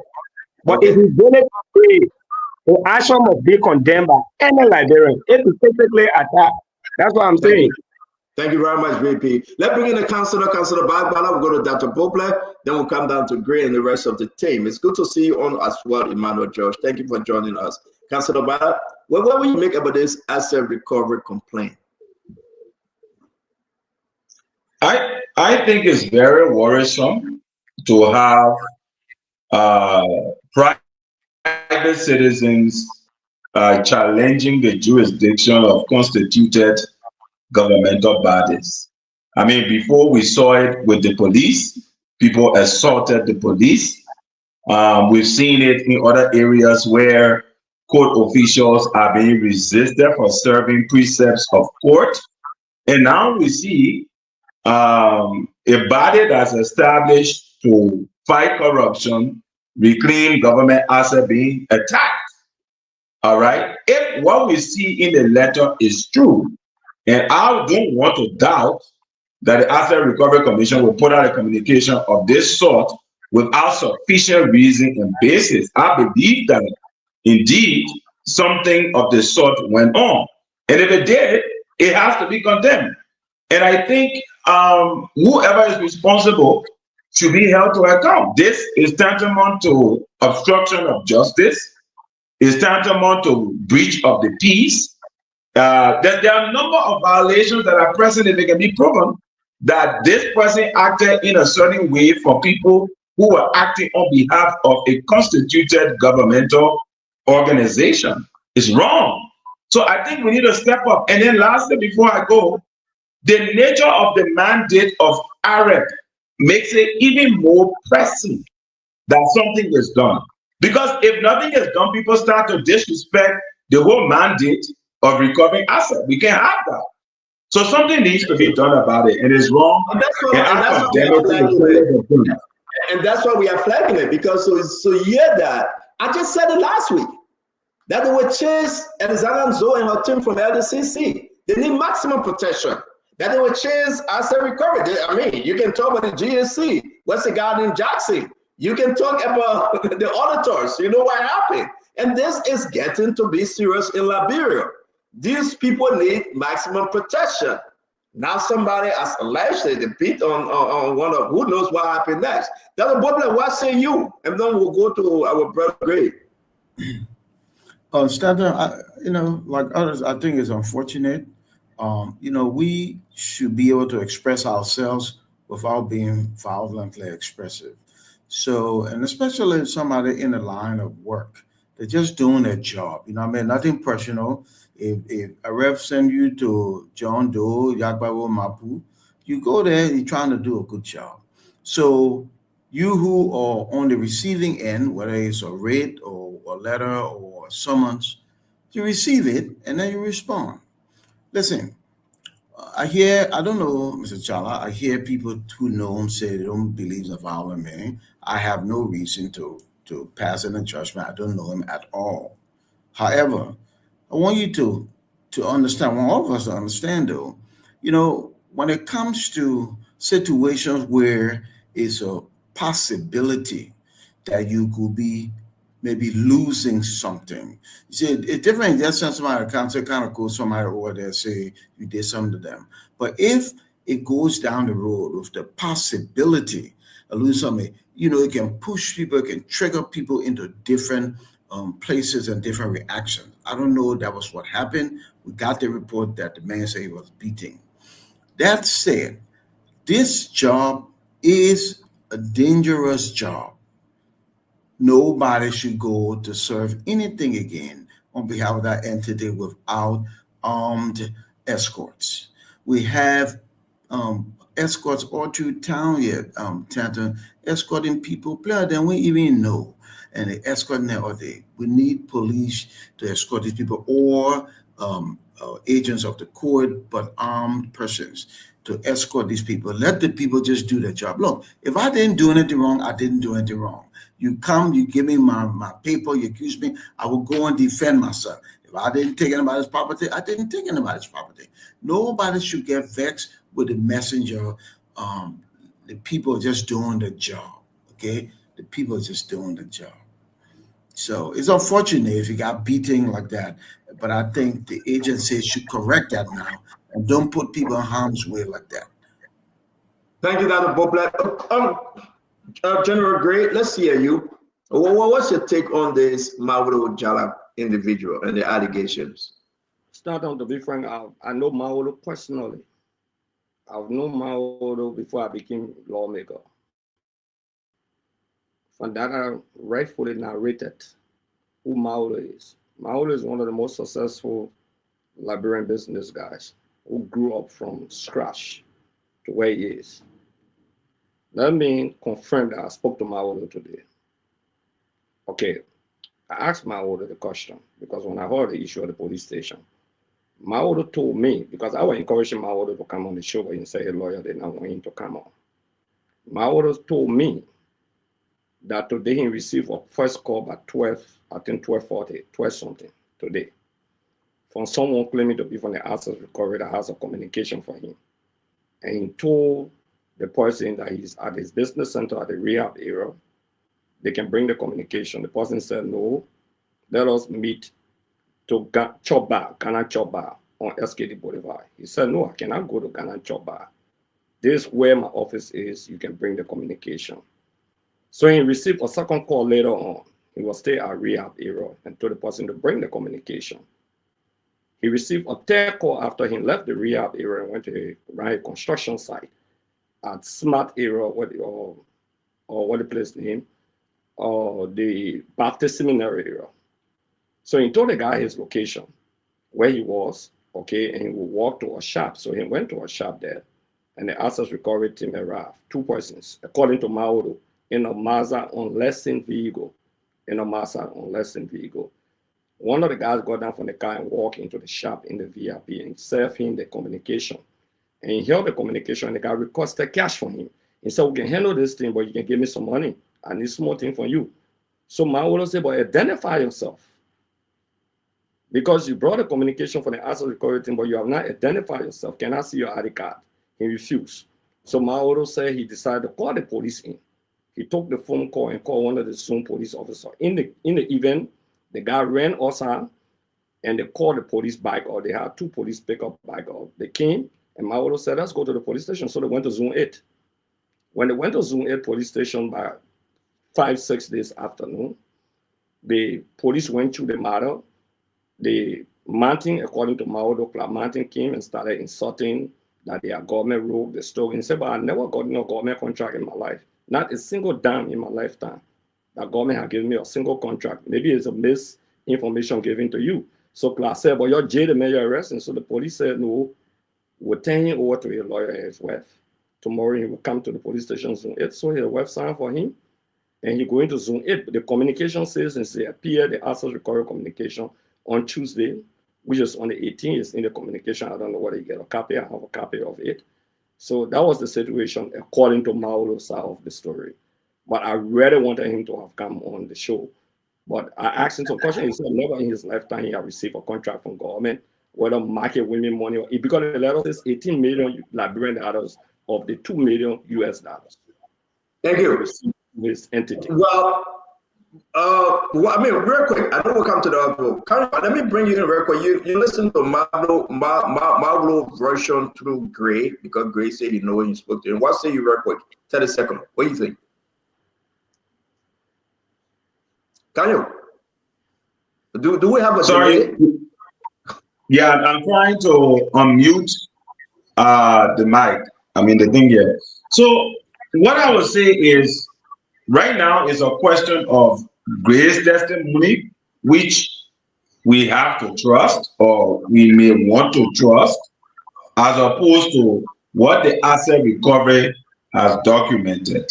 For me, I don't know Maolo, but I do know Councillor Clamati, right? And I want to believe that he's operating in the space in the execution of his mandate. What I will say though is that there's a tendency amongst Liberians, and not even those that are well off, even those that are not so well off, to always resist law and order, to question police officers. You may not fight back, but the fact that you even start to question a precept from an authority can be problematic.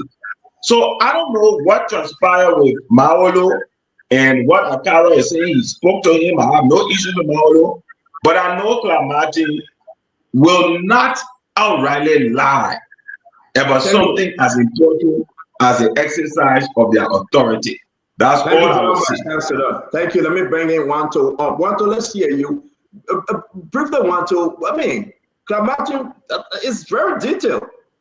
But the issue we should consider, now we know they are investigating Maolo Jai. They are investigating him on money laundering and other issue. So whether he beat on them or not, I think I carry great. The context here, what we're taking out of the man is booked, and he will be sent to court for major serious charges. What do you think? So for me, the first thing I would definitely say that absolutely violence should not be accepted in any society.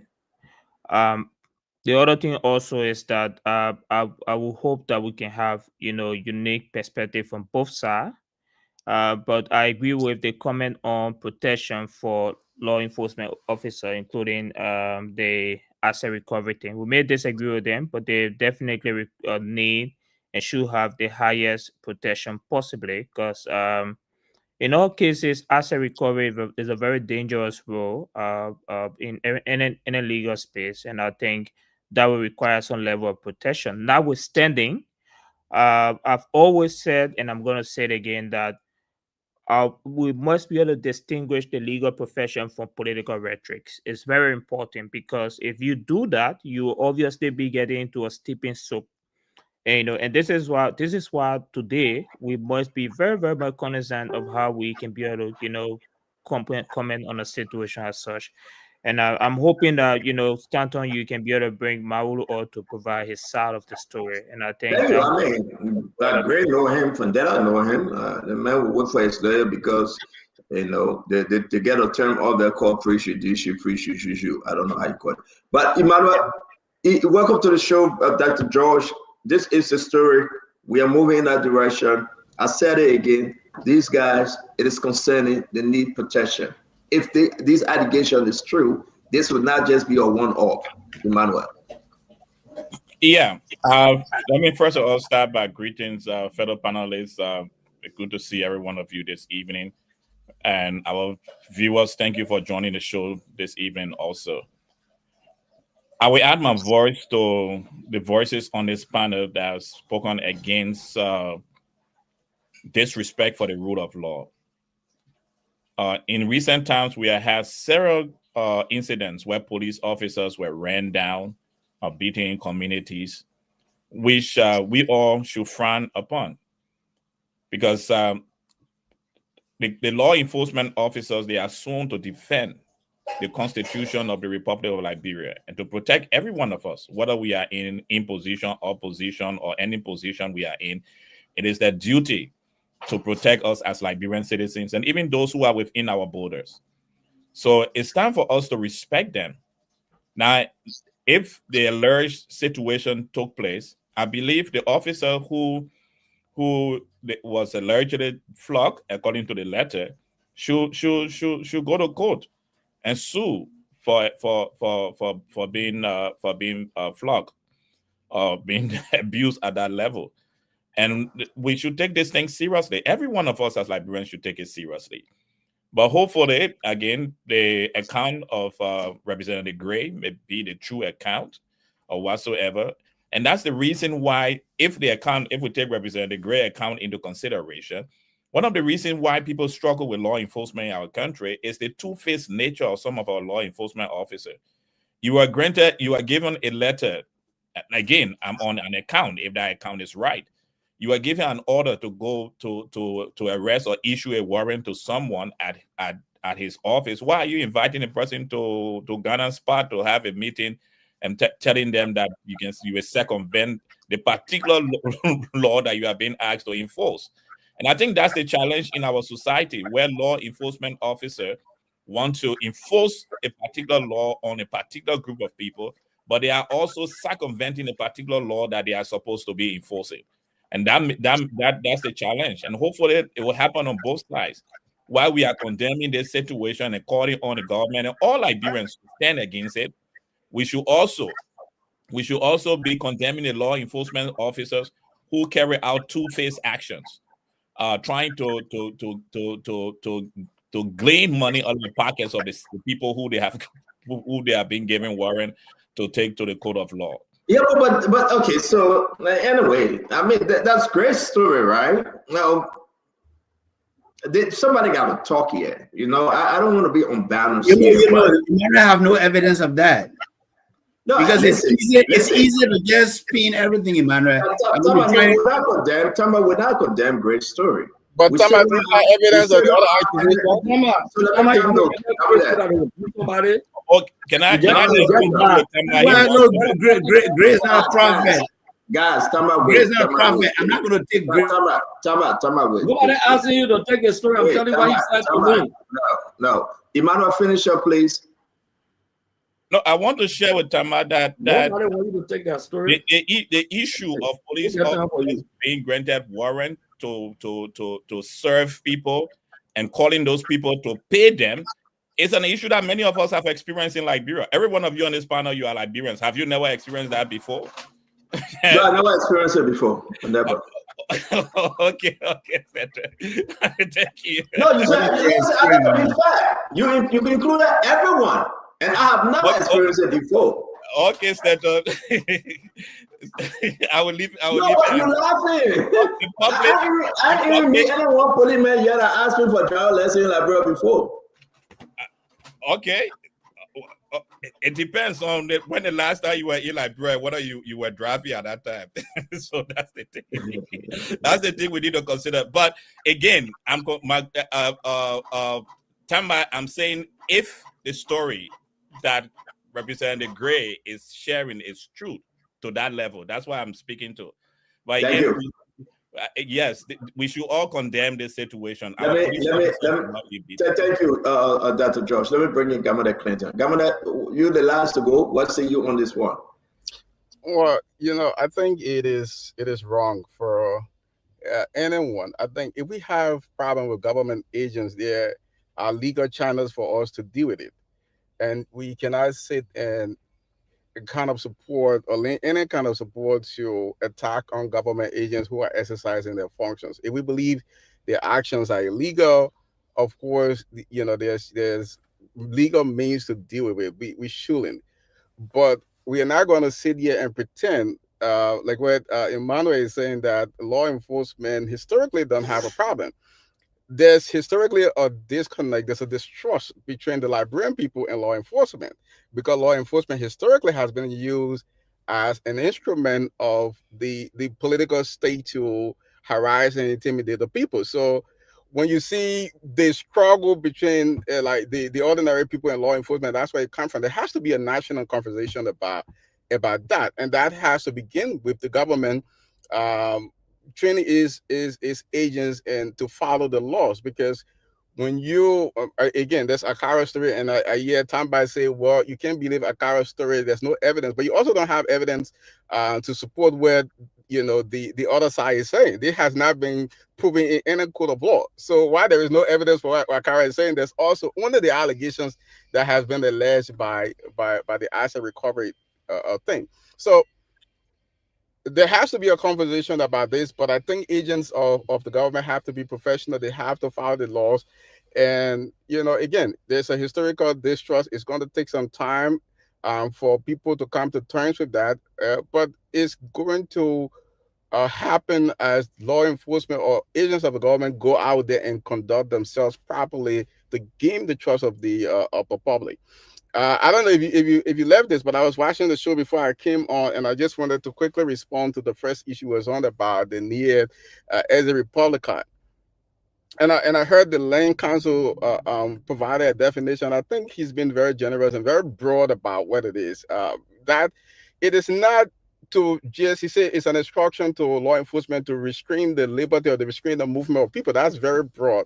Right, NIA Ezekah is really to prevent someone from leaving this jurisdiction. If there is an issue with a particular person, you go and petition and say you have reason to believe that the person will leave the jurisdiction, and then the court provide you that the NIA Ezekah, so the person don't leave the jurisdiction. It's not to just restrain the person's liberty.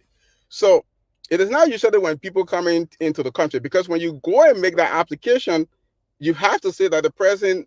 You have reason to believe that the person is about to leave the country. If the person is not in the country, why are we even granting the application so that the person don't leave the country? So it is not given why somebody is coming in the country or expected to come in the country. It's usually someone in the country that have some legal issues going on, or some legal issue has been filed against the person, and the filing party have some fear that the person has some means or have some reason to believe that the person will leave the country, and so they file for that. Again, a CDC counselor versus a CDC counselor. We leave it at that. One practicing in America, one have never practiced in Liberia. We leave it like that. Welcome to the Spoon Talk, where we come to say our own and you say your own. A counselor in America that run after motor vehicle accident, insurances, immigration, and whatsoever. And another counselor in Liberia that have never practiced before. He's a chief of staff to one of the representative. Again, these are my good brothers, my good friends. We laugh, we joke.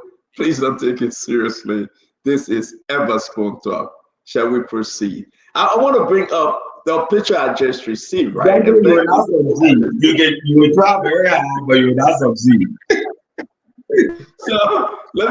So these are the two gentlemen that went to serve Jala Mawuro. So these are the two gentlemen. Like, I hope we get a video today, because I'm hearing this video out there.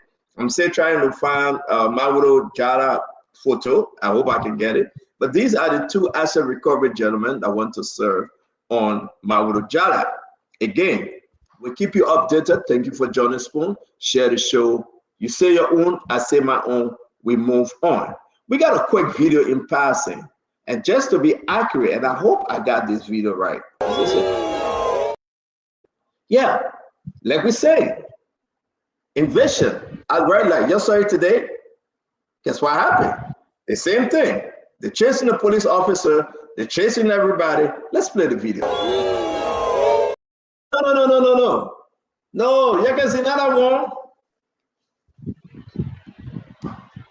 Let's play the red light video. Which one you're playing?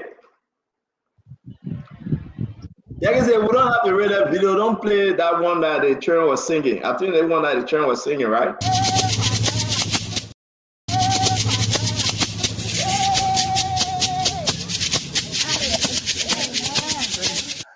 Not this one. All right.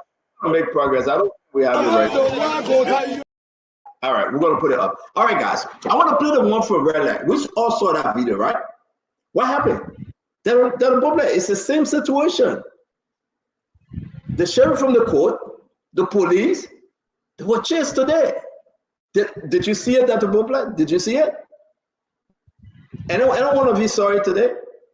Can you speak to it? Tell me what happened. Yeah,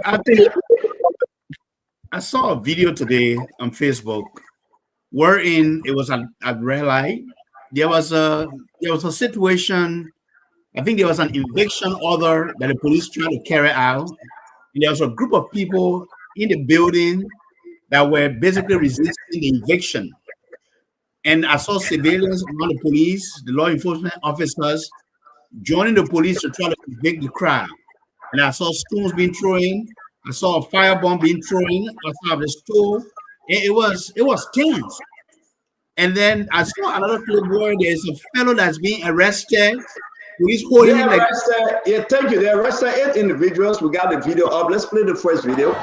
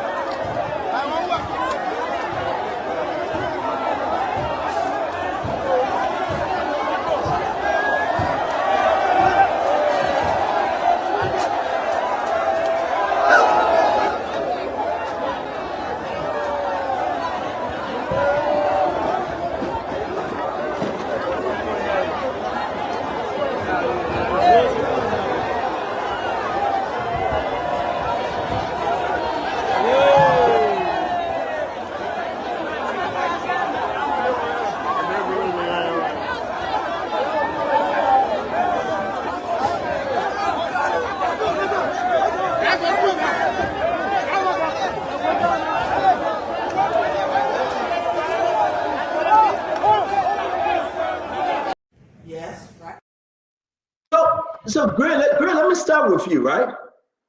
In line with what we this is Macerado, this is Monrovia. This is huge. A group of people saying they want to take our land. The government, they didn't say an individual. They are saying the government want to take our land. Look at those group of individuals. This is huge. What say you? What's going on? The beating on the police officer, the beating on the sheriff from the court. Everything is out of hand. I'm shocked. Great, talk to me.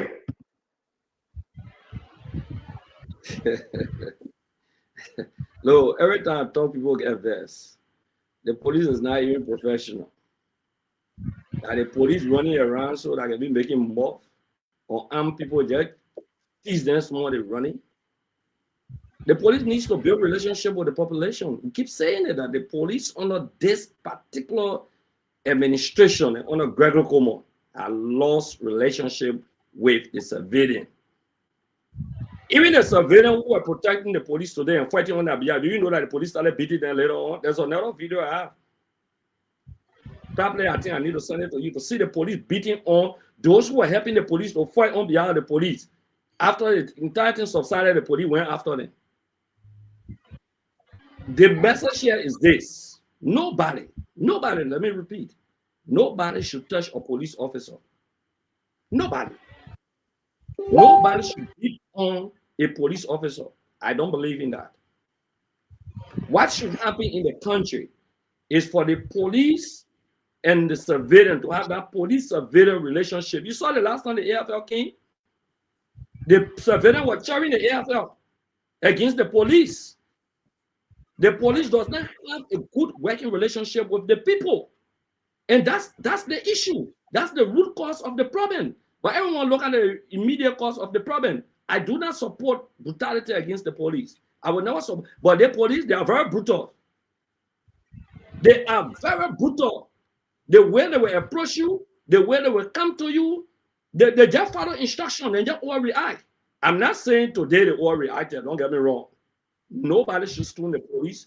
Nobody should resist any kind of an order. They should not have resisted it.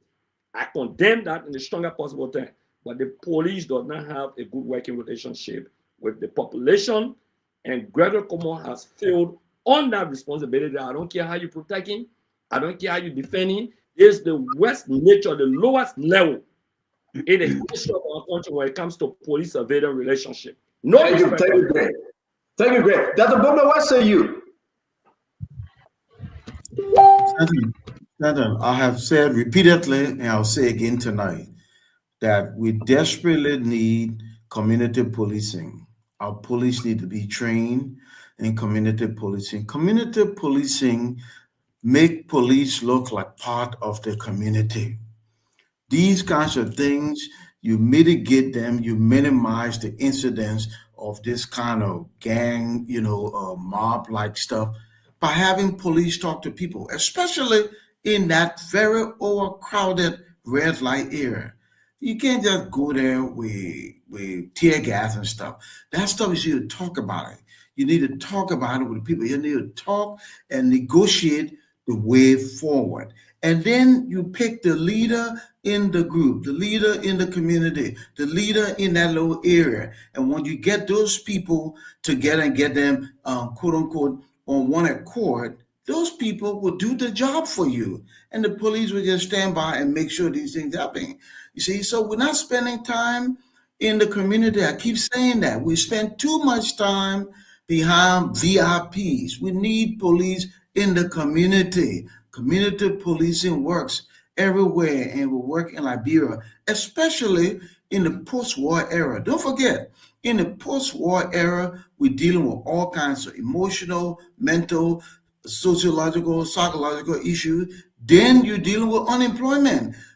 Put that together, that's a toxic mix. People are just standing by waiting. They got nothing to do with that thing. But it's nice that they jumped in and then they will overpower the police. So you want police to be doing community, train our police to do that.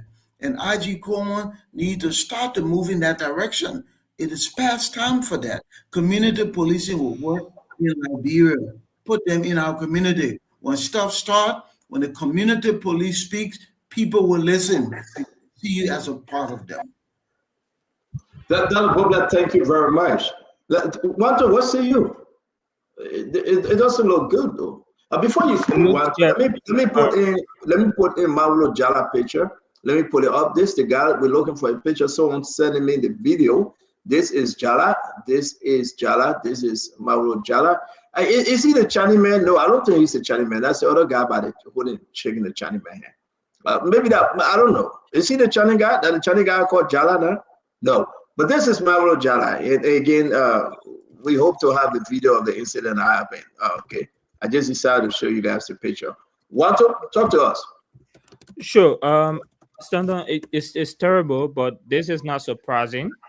I agree with the statement from the last speaker on police being inserted in the community. When people presume that the police is considered not just enemy but catalyst of chaos, then they will respond in a manner as such. The reality here is that people have exceptional fear of our police. Forget the corruption, but the partisan posture is also extremely terrible. We discussed numerous times here about Gregory Coleman, adaptation from the rule of law and professionalism, especially with policing, to taking the nature of running a police state. And this is the problem. So people in that manner will respond in a protected and adaptive mechanism where they can be able to stand for themselves. And this is terrible for our country.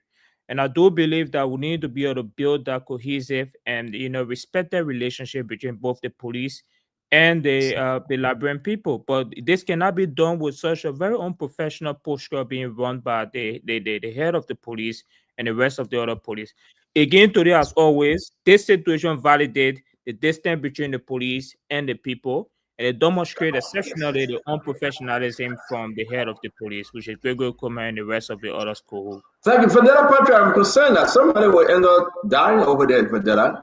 This is not the first time. The last time police went there, the sheriff from the court, people had cutlasses in their hands. And this time, a huge crowd, by the way.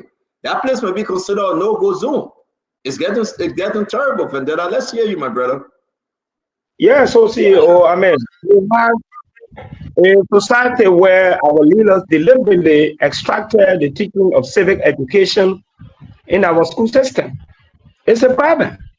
And what we need to do is not to sentimentalize the conversation when it comes to law enforcement. I listen to my good friends, but we got to be very clear. We cannot generalize that all police officers are bad. They have some good ones. There are some respect to them. Some of them even with a little salary. They are very committed, professional. So I will not sit on this platform and generalize that Gregory Kumo is doing absolutely nothing. In fact, he's trying to bring dignity in the police.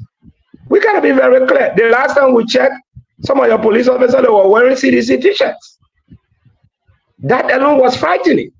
Imagine if you see a law enforcement officer wearing a party t-shirt. What comes to your mind?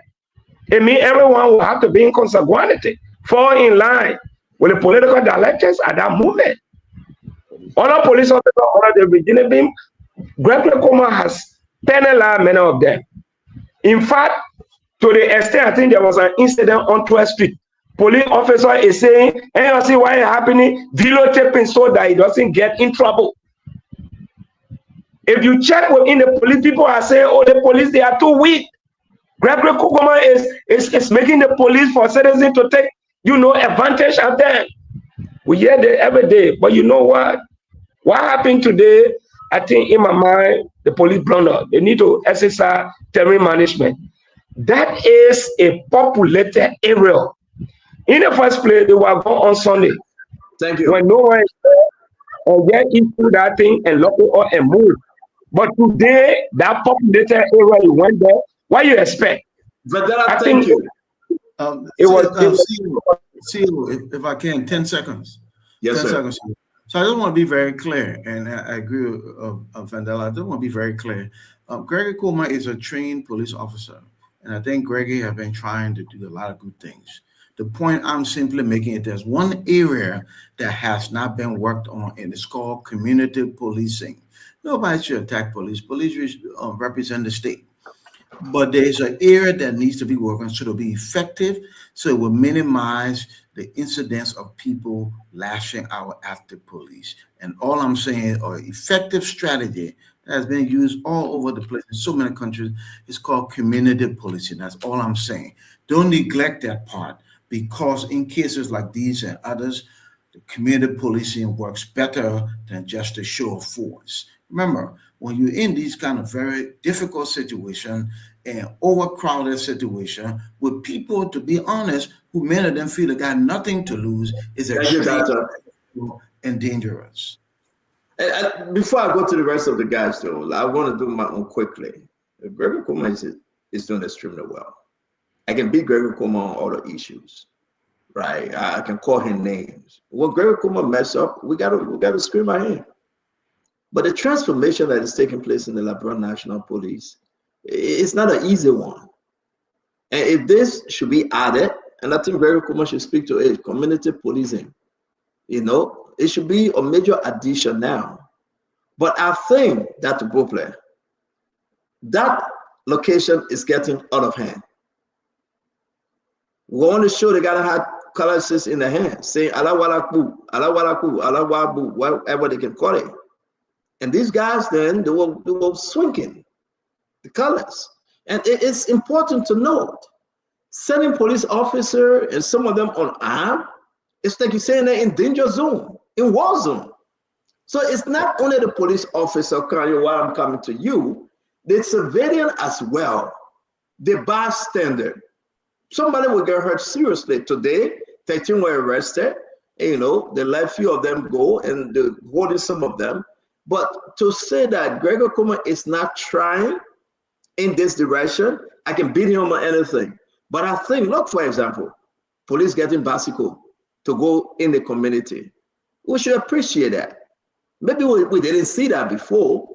And, we should, appreciate the little thing he's doing to, build up and, elevate the morale of the police and bring about good policing within the community. So I do believe Gregory Kumo will take seize of this incident, and I think he's on the right track. Now, other issue I would beat on him, I would not hold back, but this one I give it to him. And I think it is the responsibility, Kanyo, to put that under control. And please, to the judges, to the court, don't send unarmed sheriff in a danger zone. Don't do that. 2, 3 of them take taxi to go there. And you tell somebody, say, we're going to break the place down, they will harm those people. I'm concerned about the people. These guys are sacrificing a lot. I think we should make progress, and together we can make Liberia better. Can you?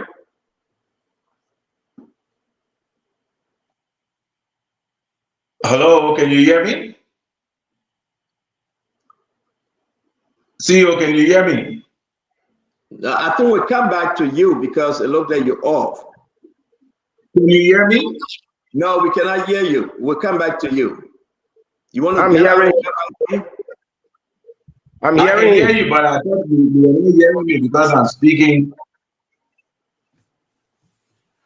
All right. Can you hear me? Let's go back to you. I look that we haven't delayed with you. Yes, Emmanuel, let's tell you, Emmanuel, then we'll go back to Kanye. Maybe we'll make the adjustment. Emmanuel, go ahead. I woke up this morning to that video, and I was wondering whether it was the last incident in Red Light or what was happening today. But I did not see the portion of the video you show was different from the portion I woke up this morning with. It was an actual event before they took the guys out.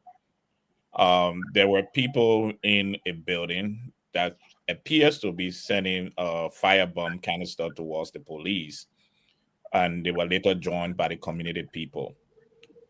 Again, as we said earlier on, it is always good to respect the police. If you have a problem, let us go to the code of law and allow the rule of law to take its course. What the negative I saw in the video that I saw this morning with the police, I was wondering in my mind, and I wasn't there, so they would have a better picture. Why didn't they close up the areas? Why didn't they create a safe zone of operation?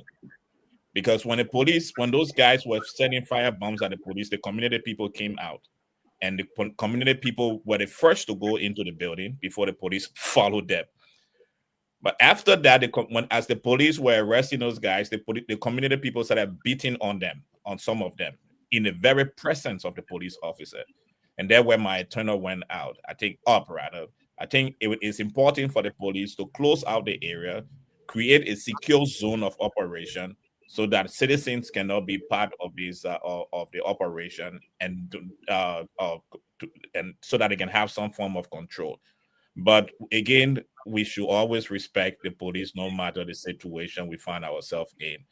The rule of law must take its course, and if the police can follow crowd management or control management, I think it would have been an easy situation.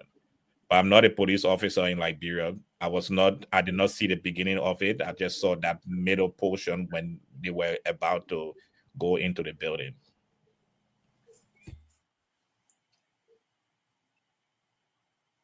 You're mute, CEO. You're mute. Carrie, can you try again if you're hearing us? If not, we can move on. Yeah, I can hear you. Can you hear me?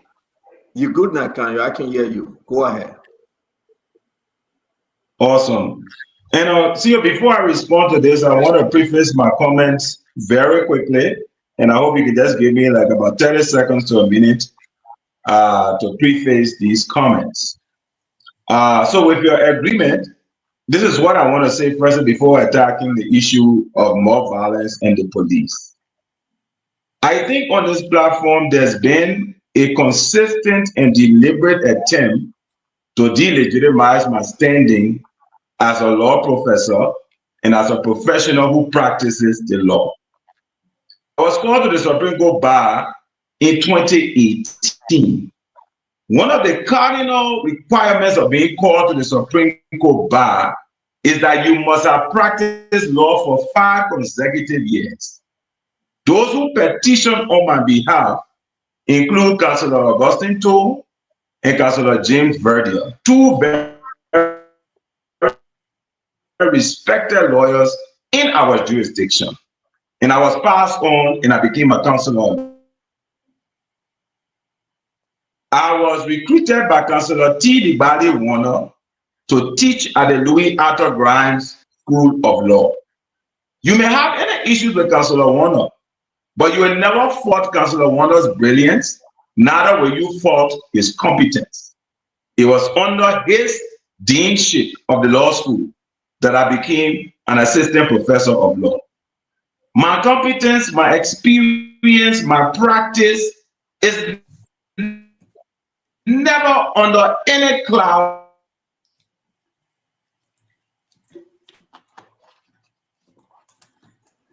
Okay, so Kanye having some issue. Let's bring you in, Tamba. Yes, CEO. Thank you so much. When I watched the video today, and again, I look at things because I'm in Liberia regularly. I look at things from the local context. It is why I say context matters. The police went to execute an eviction order, and there was resistance. And in the process, it seems that the police got the majority of the crowd outside on their side. Now, is that the ideal situation for the public to get involved in a law enforcement operation? No. But we have a gettable population. They say, the saying goes, they say, an idle mind is a devil's workshop. When we have young people across Liberia and Red Light, the most popular market in Monrovia, and you have police executing an order broad daylight, it attracted all of these young people who are standing around doing nothing, trying to find where they're doing something. They're trying to find a cup of rice to take home to their families. They have issues and problems that they have to take care of. And that's what happened today. But I think the police tried their best today to ensure that the situation didn't go out of control.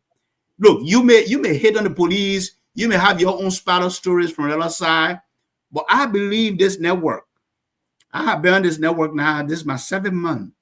And I would say 90% of the time, when this network bring up a story, they have videos to back it up, they have memos to back it up, they have information to back it up.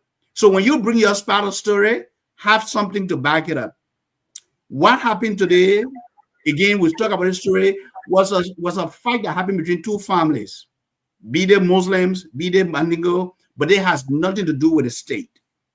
And the second thing I'm going to talk about is the PTSD, the post-traumatic disorder syndrome that we have across the country. And we don't talk about it much. And I know the good doc talk about police, community policing, but when you have the majority of your young people who have suffered from PTSD, and none of them recognize that they have PTSD, and they have never received support or counseling, it's mind-boggling, and it's a challenge for us. Thank you. Kanye, I gave you the last 30 seconds, Kanye. You want to finish up? Thank you, Tamba. Kanye, you went off. Let's give you the last 30 seconds. Finish up. I don't know where I went off or why I went off. I think probably it's an internet connection. All I was trying to say before responding to this issue is that being accredited to the Supreme Court bar presupposes that I have practiced for more than 5 years. My petitioners are among some of the best lawyers in the country, James Verdier and Councillor Toole. After that, I was recruited to teach at law school under Councillor T. Libali Warner. These are amongst the best in our profession. We can have political conversations, and I can take a punch like anybody here. And like I tell people, look, I went to St. Patrick's. It's an all-boys school. There's nothing here we can take and we can give back equally.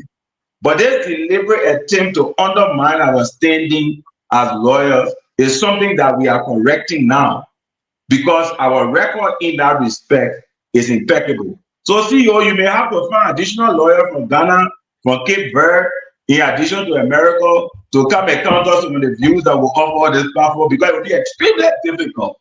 That said, let me come to the issue. Yeah, maybe you go straight to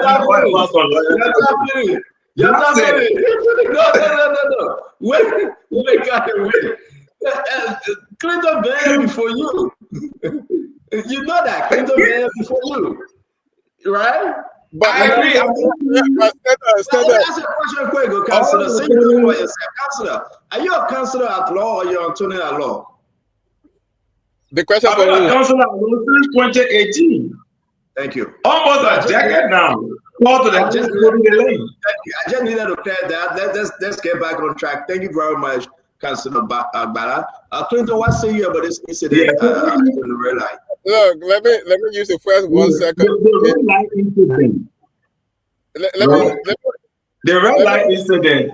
So don't be correct by the CEO. The red light incident. Let me respond to that.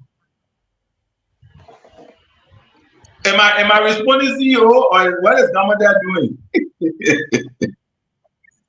No, I went over the. So let me go ahead. I went over to Gamada because you used your time to explain your life history, and I went over to Gamada. So allow Gamada to speak, and then we can close it. Yeah. Okay. You know, you're afraid of Gamada, so allow Gamada to speak. Gamada, go ahead. The American lawyer. The American lawyer, go ahead. No, first let's say lots of respect. You have to come for Burkina Faso too. Let me first say, Tonyo, on this platform, all the time, and every other time I was on the show. And you know, a lot of respect for you, Kanyo. I called Kanyo a number of times and pick his brain because he's practicing in Liberia a long time. Member of Supreme Court, but you know, I've called him before to ask him questions about, you know, issues in Liberia. But look, on this issue, the Red Lake issue, it is both a leadership problem, right? I know I've seen, you know, from different folks here, a lot of praise for you know, for Gregory Coleman, but this is a leadership problem. It is also it's tactical problem. You don't send law enforcement people into an area without doing any kind of background intelligence on, you know, the likelihood of violence against those officers, sending them in very unprepared. I mean, you put these officers at risk. This is a leadership problem. Look, but it's not just a leadership problem at the level of LMP and the training problem. It is also a leadership problem at the national level. Because look, a former U.S. Supreme Court Justice Louis Brandeis once said, "The government is the potent omnipresent teacher, right? For good or bad, but is example. It teaches the whole people." We know from the very onset of this regime, this government, this president has violated almost any law you can think about, whether it was the Capitol building situation, whether it was him sending police officers to take sides and become political scapegoat of the state to protect certain people who was loyal to his political party. He's done that. So people are learning from the government. If the government is breaking the law, it creates contempt for the law by the population. And this has happened not just with the government, but governments before it. So if the government itself is not following the law, you're going to cause people not to follow the law. And at the highest level, we've seen this in the last 2 years. This government has done it, whether it's removing people, 10 new people, whether it's the Supreme Court passing the ruler and the president saying he would deal with whatever side he would deal with, whether it's them bypassing PPCC laws to order where they need to order. This has been a problem. Look, no one should attack police officers. No one should do that. And I think if there aren't any laws on the book now, we need very strong laws to protect law enforcement officers. Very strong laws. Because I practice here. I practice criminal lawyer, and I know when you get an A and B on the police, when I see a police report with A and B on the police officer, I know, I mean, you know, for tough ride. You can't do those kind of things. But again, it is this whole thing with the government itself, the way the police officers carry themselves, and there has to be a training. And I agree with Dr. Brookplay about community policing. It has to happen. And you know, there was this.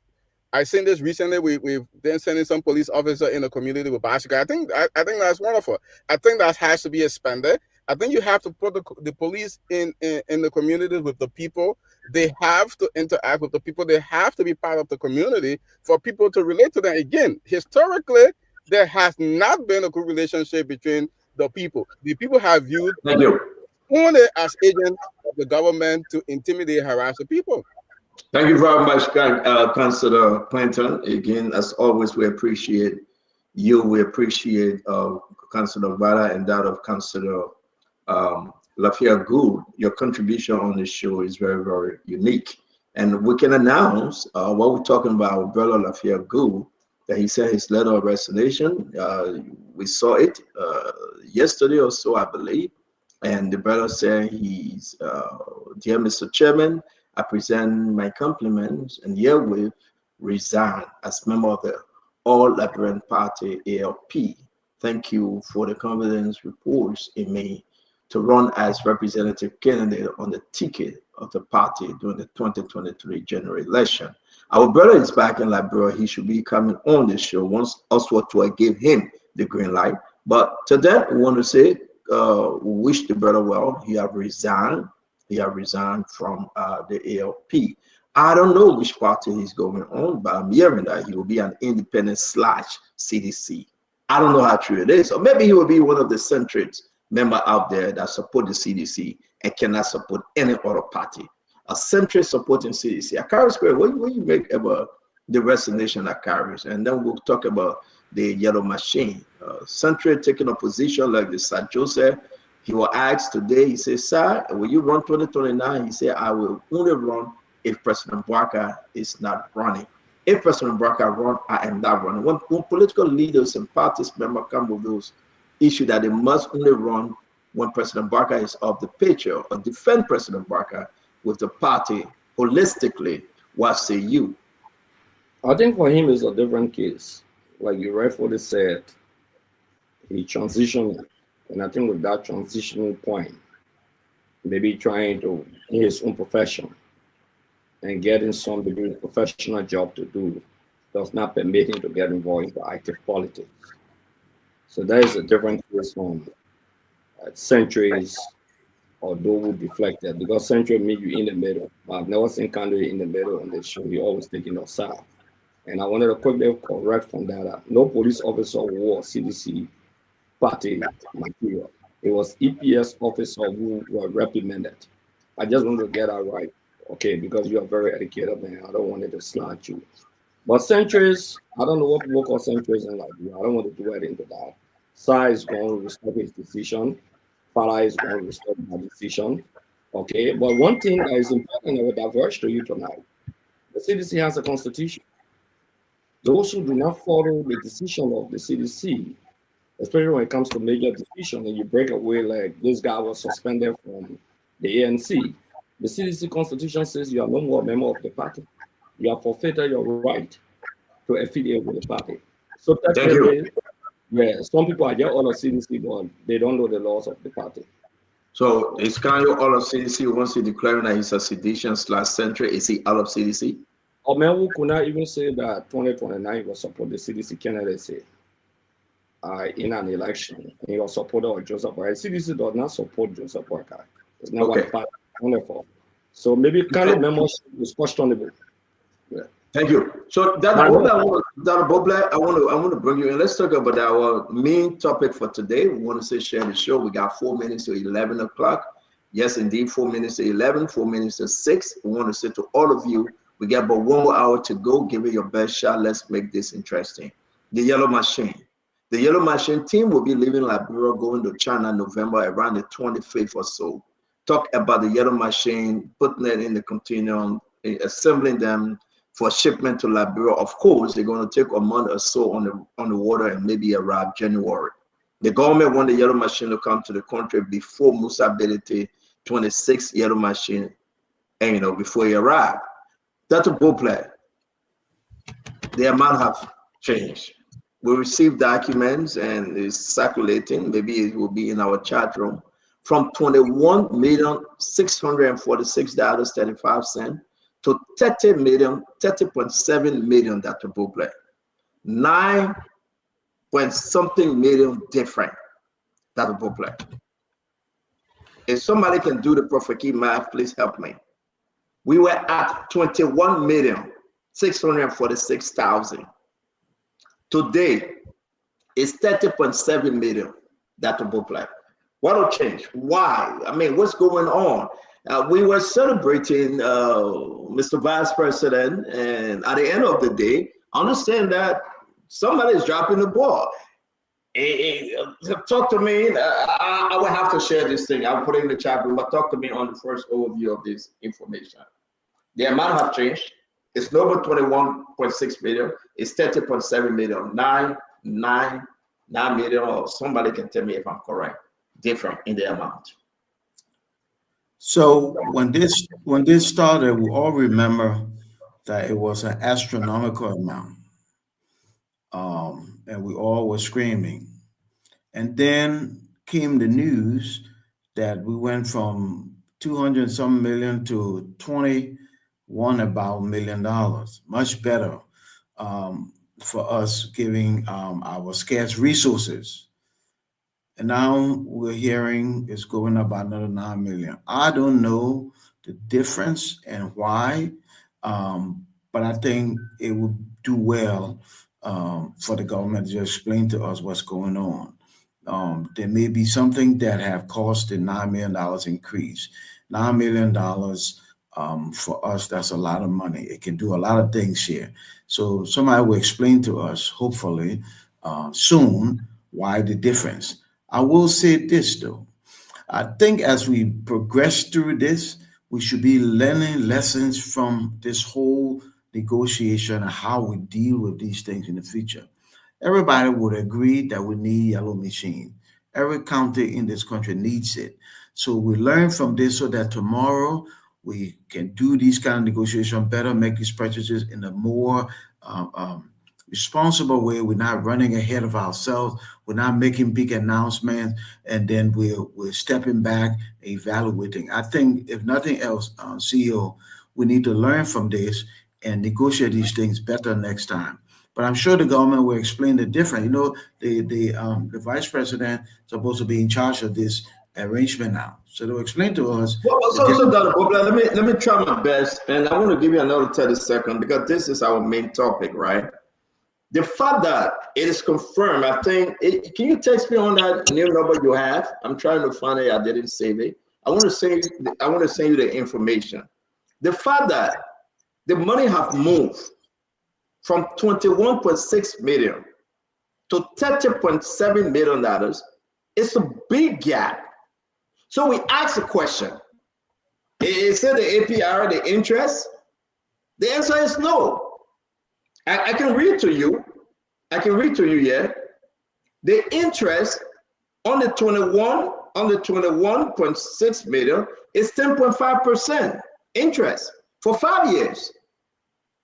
Even if we agree that the interest for 5 years is 10.5%, it should never be 30.7 million. Yeah, 9 million would definitely not be interest. And even if it were interest, it would never accrue immediately right away. Exactly. So they're saying, Dr. Bobla, this is so confusing. And I think somebody trying to rob the Liberian people. Yeah. I'm reading from the document, Dr. Bobla. 30.7 million. I'm looking all over whether this, and I ask question, right? Great. I want to come to you next. I ask question. My question was, is this interest? The finance people saying, first of all, they send me to finance ministry and Roden Guineas. They are not speaking to this. They send us to the committee. Because you know who's supposed to sound this thing? A Gafwan again. That Gafwan, Roden Guinea. They sent us to the committee that was set up. The committee said they got no clue as to why this thing left 21.6 million to 30.7 million. Who is in charge? Who about to safun another easy $9 million?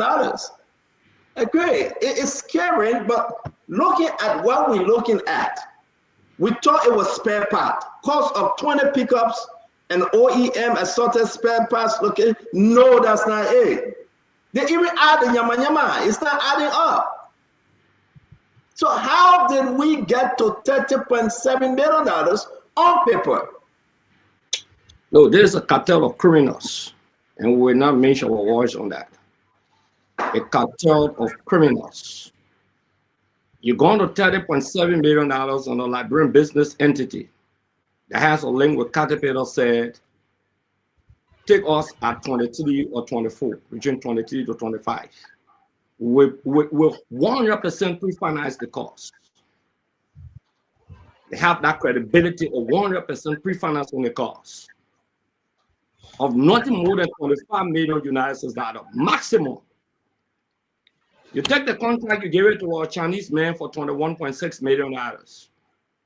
The next morning, you come back again, it's $30.7 million, and the government is going to take the loan. How do I know? The president was clear today. The president appreciated EcoBank, according to him, for giving the money for the buses and that of the yellow machine. He said that publicly. But listen to this. Isn't this government on record for saying that the money will come through the rural funds? But what provoked my attention today was when the president spoke. Doesn't the president is aware that he's in violation of Article 34(d)(3) of the Liberian Constitution? Serious violation. And let me read what it says. It says no loans shall be raised by the government on behalf of the Republic or guarantees given for any public institution or authority otherwise than by or under the authority of a legislative enactment. I think the president said they are taking a loan, thanking Echo Bank. Was there a legislative enactment? The argument by this government was that the money was placed in the budget under the 2025 budget that will elapse by next month. So how can the money placed on the road for? How can the money placed in the budget of 2025? And the president talking about taking a loan for a Chinese company. So, Greta, hold you there. Let's give everybody the chance. We'll come back. Let's hold you there. Just in less than 30 seconds. Even if you add 10.5, it doesn't take you to 30 million. So why would you want to take? Why would the government want to take a loan on behalf of a foreign company and a Liberian company that will pre-finance it 100% and below? So we will get that. We'll get that. Let's hold you right there. Emmanuel, $5.4 million have been paid to this Chinese company. 5.4 million have been paid to the Chinese company. What's going on? The Chinese company now, the government of Liberia is pre-financing. And then what are the Chinese company going to do to pick up and say, we give you and you pay out the rest of the money? It is not clear, Emmanuel, if you read the document that you have in your text message, and thank you for sharing it with me, it is not clear as to why we are where we are. From 21.6 million to 30.7, 5.4 million left the country already, is in China. Roland Guinness and his team will be going to China, right? It's all, and these guys, they are in court. Nimbadi Wano is representing those folks that didn't win the bid. Your counselor, maybe you want to call him. They are all in court. And to their own amazement, they are shocked that while we are in court discussing the bidding that we should have won, you already paid $5.4 million and you're going to China to bring the yellow machine. Emmanuel, what's going on? Well, Stanton, this story has been on for months. The Minister of State without portfolio lied to the President of Liberia, made the President of the Republic of Liberia, government officials, foreign dignitaries, and guests to stand up to give a standing ovation, only to find out by the next week the minister of information were giving one story, and the story have been since that time. Now, from 79 million coming down to the 21 million we're celebrating a few weeks ago, maybe somebody did not see any spot in there to chop, so they turned it over. In fact, I even see in the government is now backing the loan facility in the documents that we have. The credit facility is being backed by the government.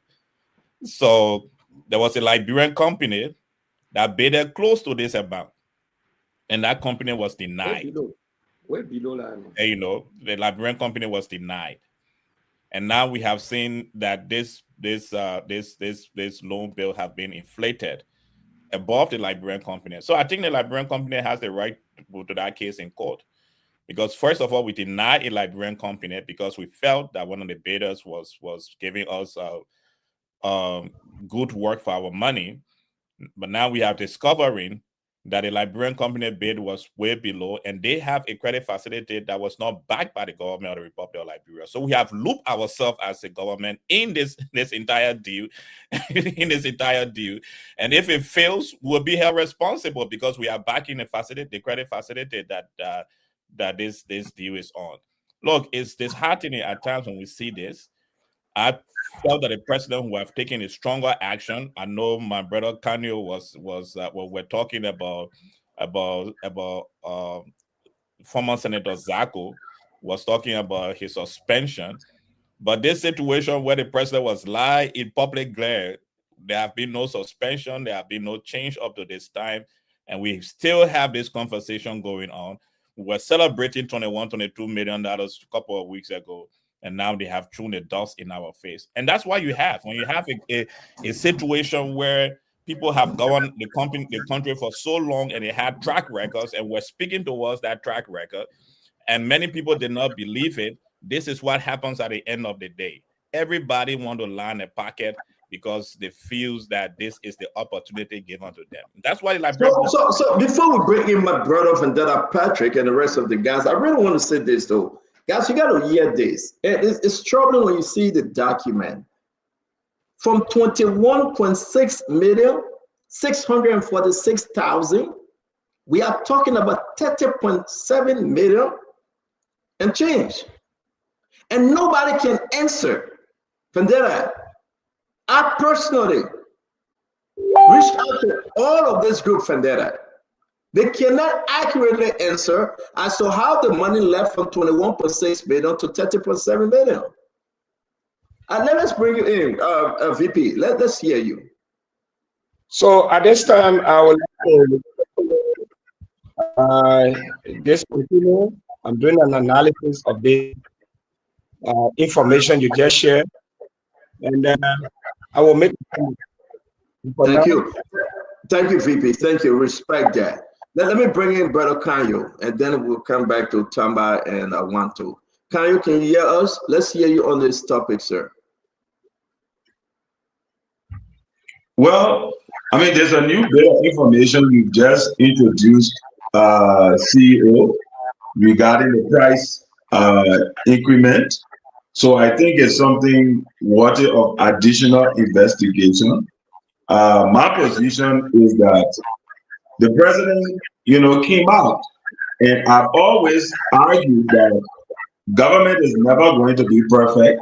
What is important is the ability to self-correct if you perceive that there are issues that are wrong or that may be injurious to the government's position and the government resources. Right from the get-go, the fact that the president came and constituted this team headed by the vice president to look at the process, for me, is already a positive sign. Now, is this process concluded? Has the bid been awarded? What is the value of the bid? These are, positions that I do not have at my disposal. So what I can really hope for is that judgment is being exercised. And I will also do my part so that the next time I speak about the matter, I can be speaking from a more informed perspective.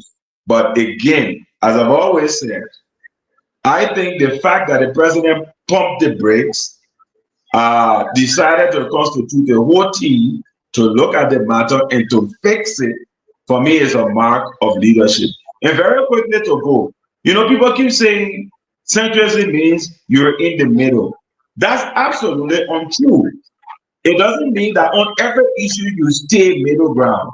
It means that you can take position. That comment was made. In your closing, you make this. I'm on the topic.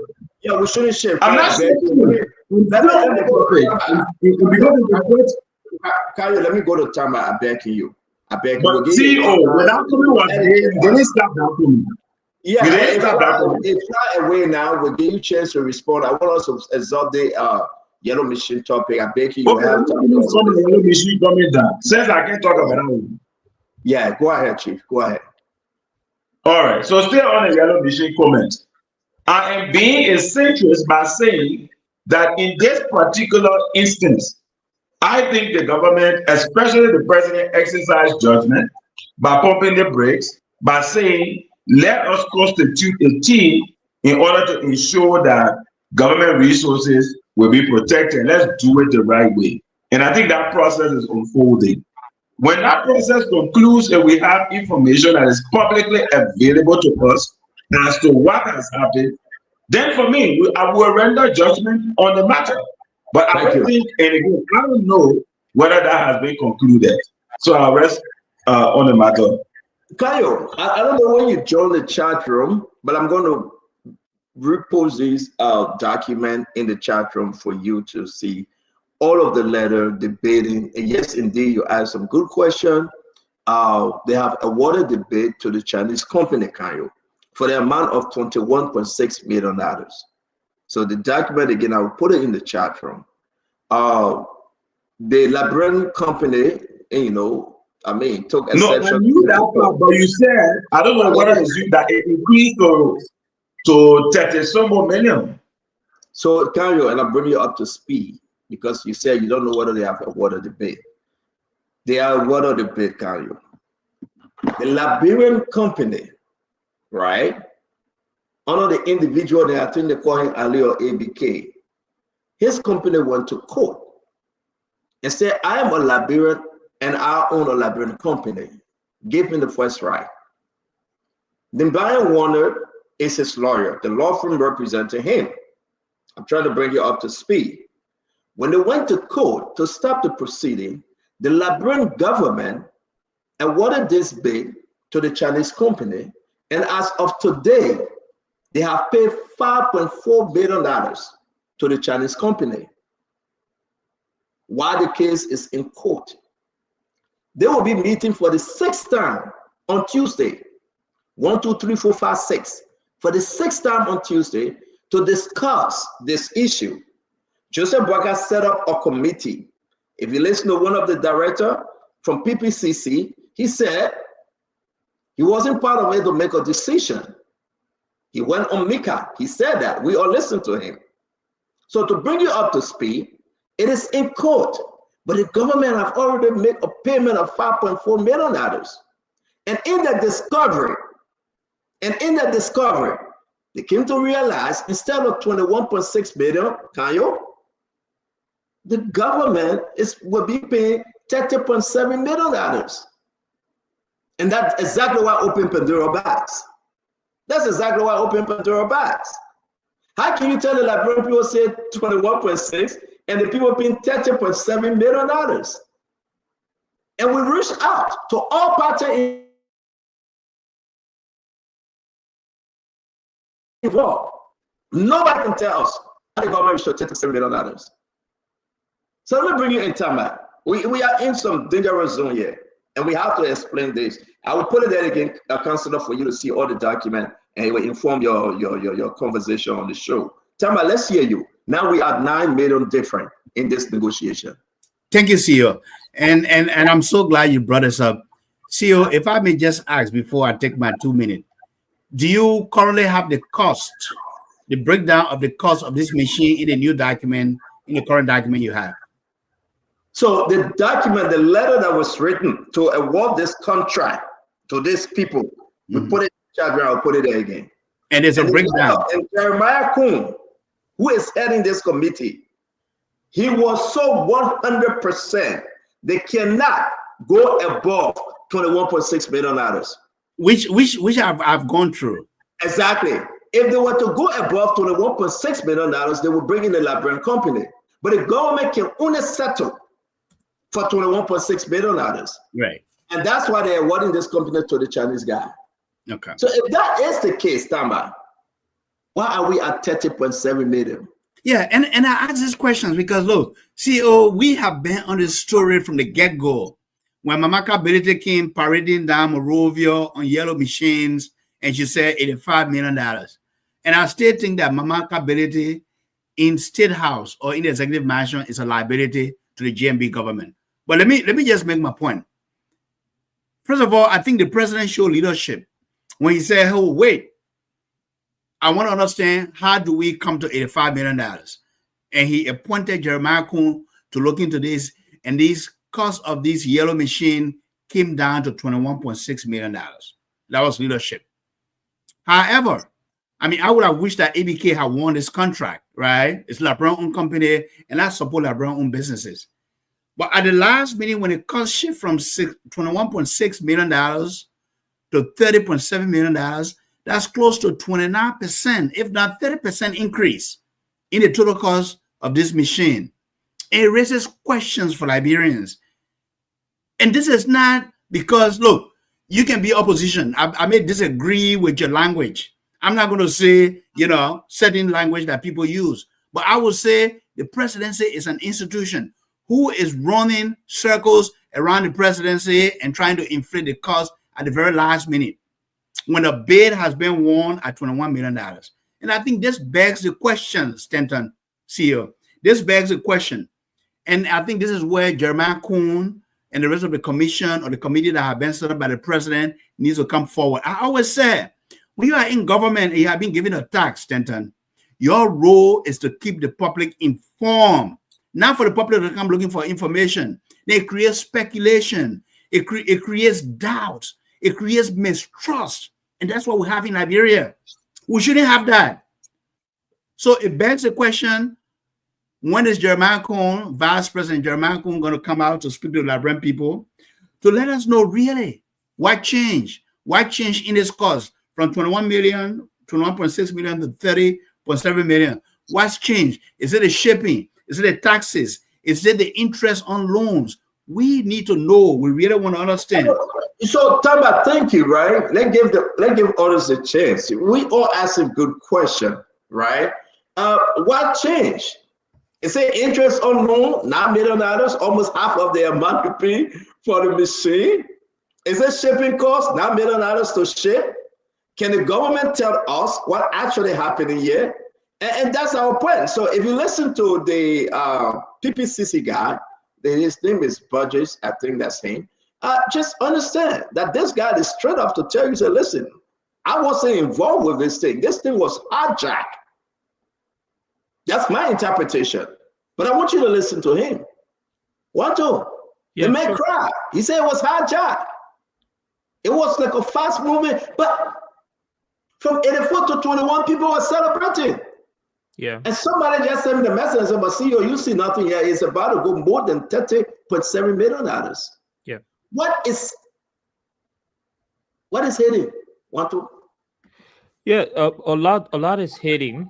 See, I want to be able to pinpoint my idea specifically on the 9.1 million, what it can do for Liberia in different sectors. So that 9.1 million we're talking about, 9.1 million, if we subsidize our schools at a rate of $50 per year, 182,000 students will receive full academic year pay. If we just want to build new schools with $9.1 million at a rate of 350,000 to 500,000, we'll be able to build 20 to 26 schools across Liberia. If we just want to repair damaged school at a rate of maybe 60,000 or 100,000, we'll repair around 90 to 150 renovated schools. Even University of Liberia campus today that don't have chairs and the building all dilapidated, we'll be able to revamp it to one of the most sophisticated, places with safe space and stuff. Even transition in the library. Even the youth skill development where the president today, I saw a post on Spoon that the president said Black riders should try to get sustainable skills. If we want to invest in youth skills program, we just take around 30,000 to 60,000 to train youth in. Yeah, I know you do all that breakdown. Let's get back to the yellow machine thing. I'm tired with anything because it will not get there. Let's talk about the issue. Why does it leaving from 21.6 billion to 30.7 billion? That's the point, though. That's the point. So that the most important thing here is unfair, procedures. Beyond that, Stanton, the history of this entire process is what you can be able to look at. From Yellow Mission concluded with Mamaka Belete, we spoke several times about Mamaka Belete, to the part that the government have concluded the deal. It's been done for gentleman agreement all the way toward the moment where it left from 70 million towards 20 million plus. What we are saying here today is the government is stealing. We have to be able to, there are a lot of people on this that need to be investigated. The Minister of Finance must be investigated, and that's the reality. Let's be honest with the key players in this. Who changed the funding? Who is regulating the funding? How is it being changed overnight? President Burger has a big legacy here to fail. Unsustainable financial fiscal, money moving from one point to another is dangerous for any country. Whether you like it or not, I believe that most of when you pose the question, the strongest supporter from the government said they have to go back and check the document because they are afraid of their integrity because this is extremely terrible. But thank you, Wanto. I want to bring in Governor Clinton. Yeah, we'll bring in last one, Patrick. Hold on 1 minute.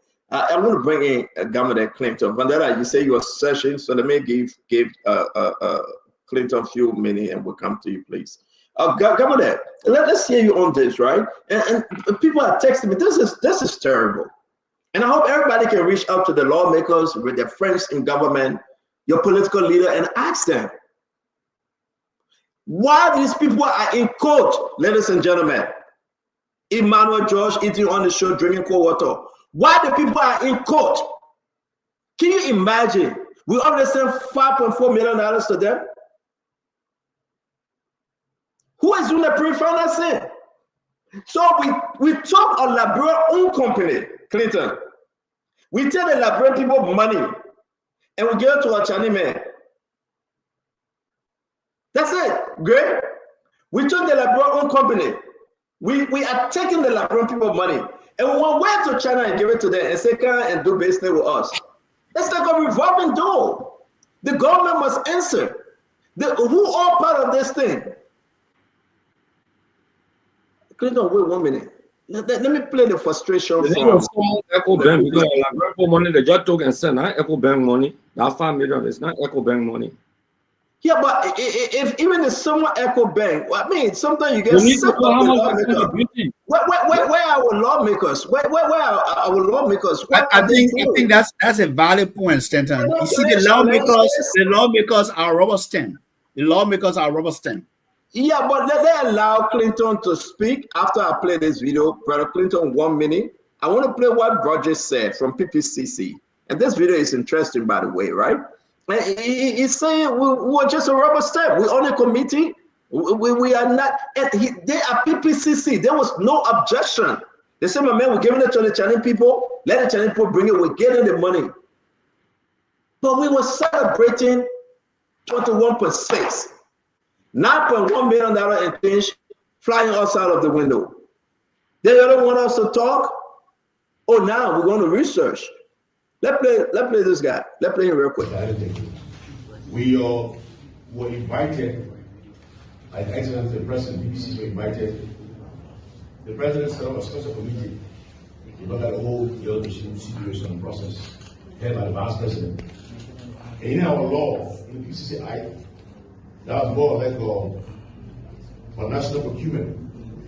If you go in our Act, PCC participation on the Yellow Machine trip was more like a due diligence trip, and it's backed by the following section of our law. Section 5, that C, G to 2. To maintain integrity and transparency, we serve as an invited observer. We wasn't there to make decisions on who will win the bill or anything, no. That role we play with what the channel along the Vice President. We were there to advise that particular committee, the President said. And all you gotta hear, the bossman for PPCC only go there to see, to observe, and be quiet. Shut the hell up. Don't say nothing. Tell your DSA, sit in your beautiful hotel. Whoever you went with at your business, go and see. Don't say nothing. That's what frustrating Burgess. Clinton, we are in trouble. Look, I don't know. At this point with the broadcast government, nothing comes as a surprise. This Yellow Machine thing was shady from the very onset. Why is this a surprise? From the very beginning of this thing, it was messy.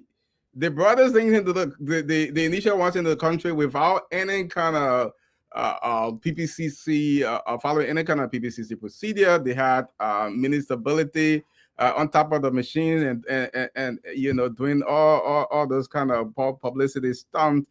Then came the backlash, and then the government went back to regroup, and then the president constituted this special committee or whatever they call it. Now you have the chief of PPCC saying, look, we were just out there. They paid taxpayer money, fly them over there to go and observe, to have no say. So I don't know if this is a government purchase, but if it's a government purchase, then PPCC should have a role.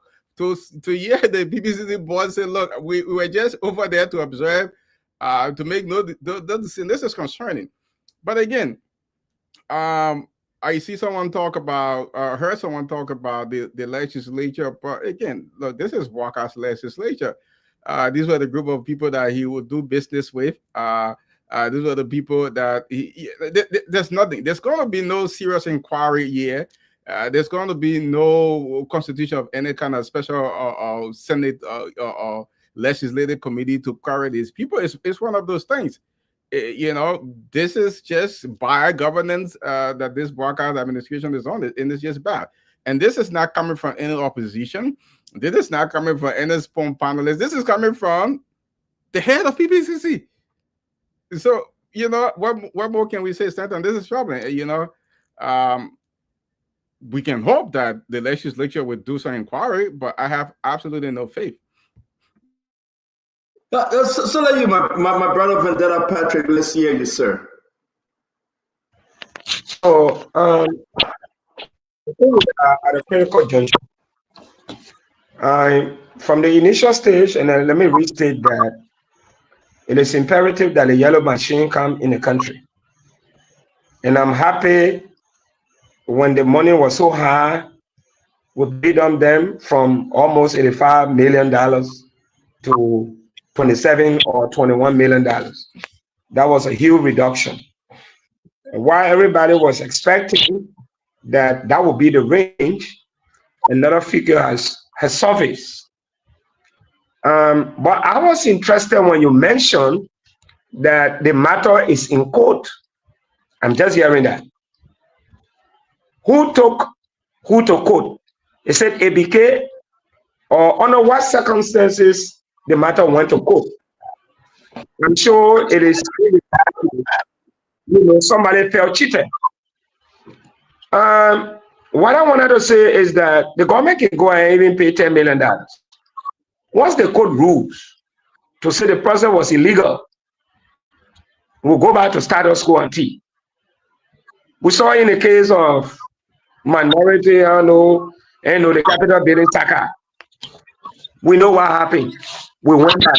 In this case, I think, CEO, I don't know this country, I don't know what's happening. I'm not a financial expert.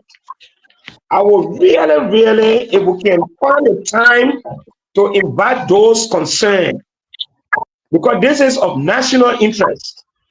Those individuals that are at the center of controversy regarding this entire yellow machine, can we get them on this platform? I really want to listen to them. What went wrong? I followed some issues. Somebody felt cheated, and the person went to court. The Chinese man is saying he wants the money to go with yellow machines. We get me ought to understand $5 million, has been given under what circumstances when the matter is in court.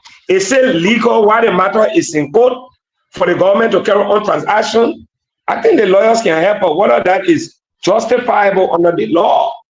You and I are in confusion, I feel cheated, and looking at the government to come up with a verdict, and government say this is the person that we have selected. Why the matter is still in court, and the government is paying money. Is still legal under our law? What happened if the court say, whatever the government did was illegal? Is the Chinese man going to give our money back? So my best option in conclusion, the government must sit with ABK and the Chinese investor to say, look, you know what? Both of you should procure the yellow machines. In fact, it will speed up the process. A Liberian man will win, the Chinese man will win. I know there are some external interests. That is the only alternative dispute resolution that I see in this case. Set them together, bring them on the same table, and allow both of them to procure the yellow machines. Thank you. Somebody can bring 100, the other person can bring the other 100. But let everybody move forward. That's consultation. VP, thank you. You are the peace ambassador for this phone talk. And seriously, we're going to nominate you. They passed that level, VP. You're very smart. It was suggested that should be the way to go, but it passed that level. They are in court because, let me put this letter up. It's in the chat room. Luso notification, VP. It's in the chat room. Luso notification.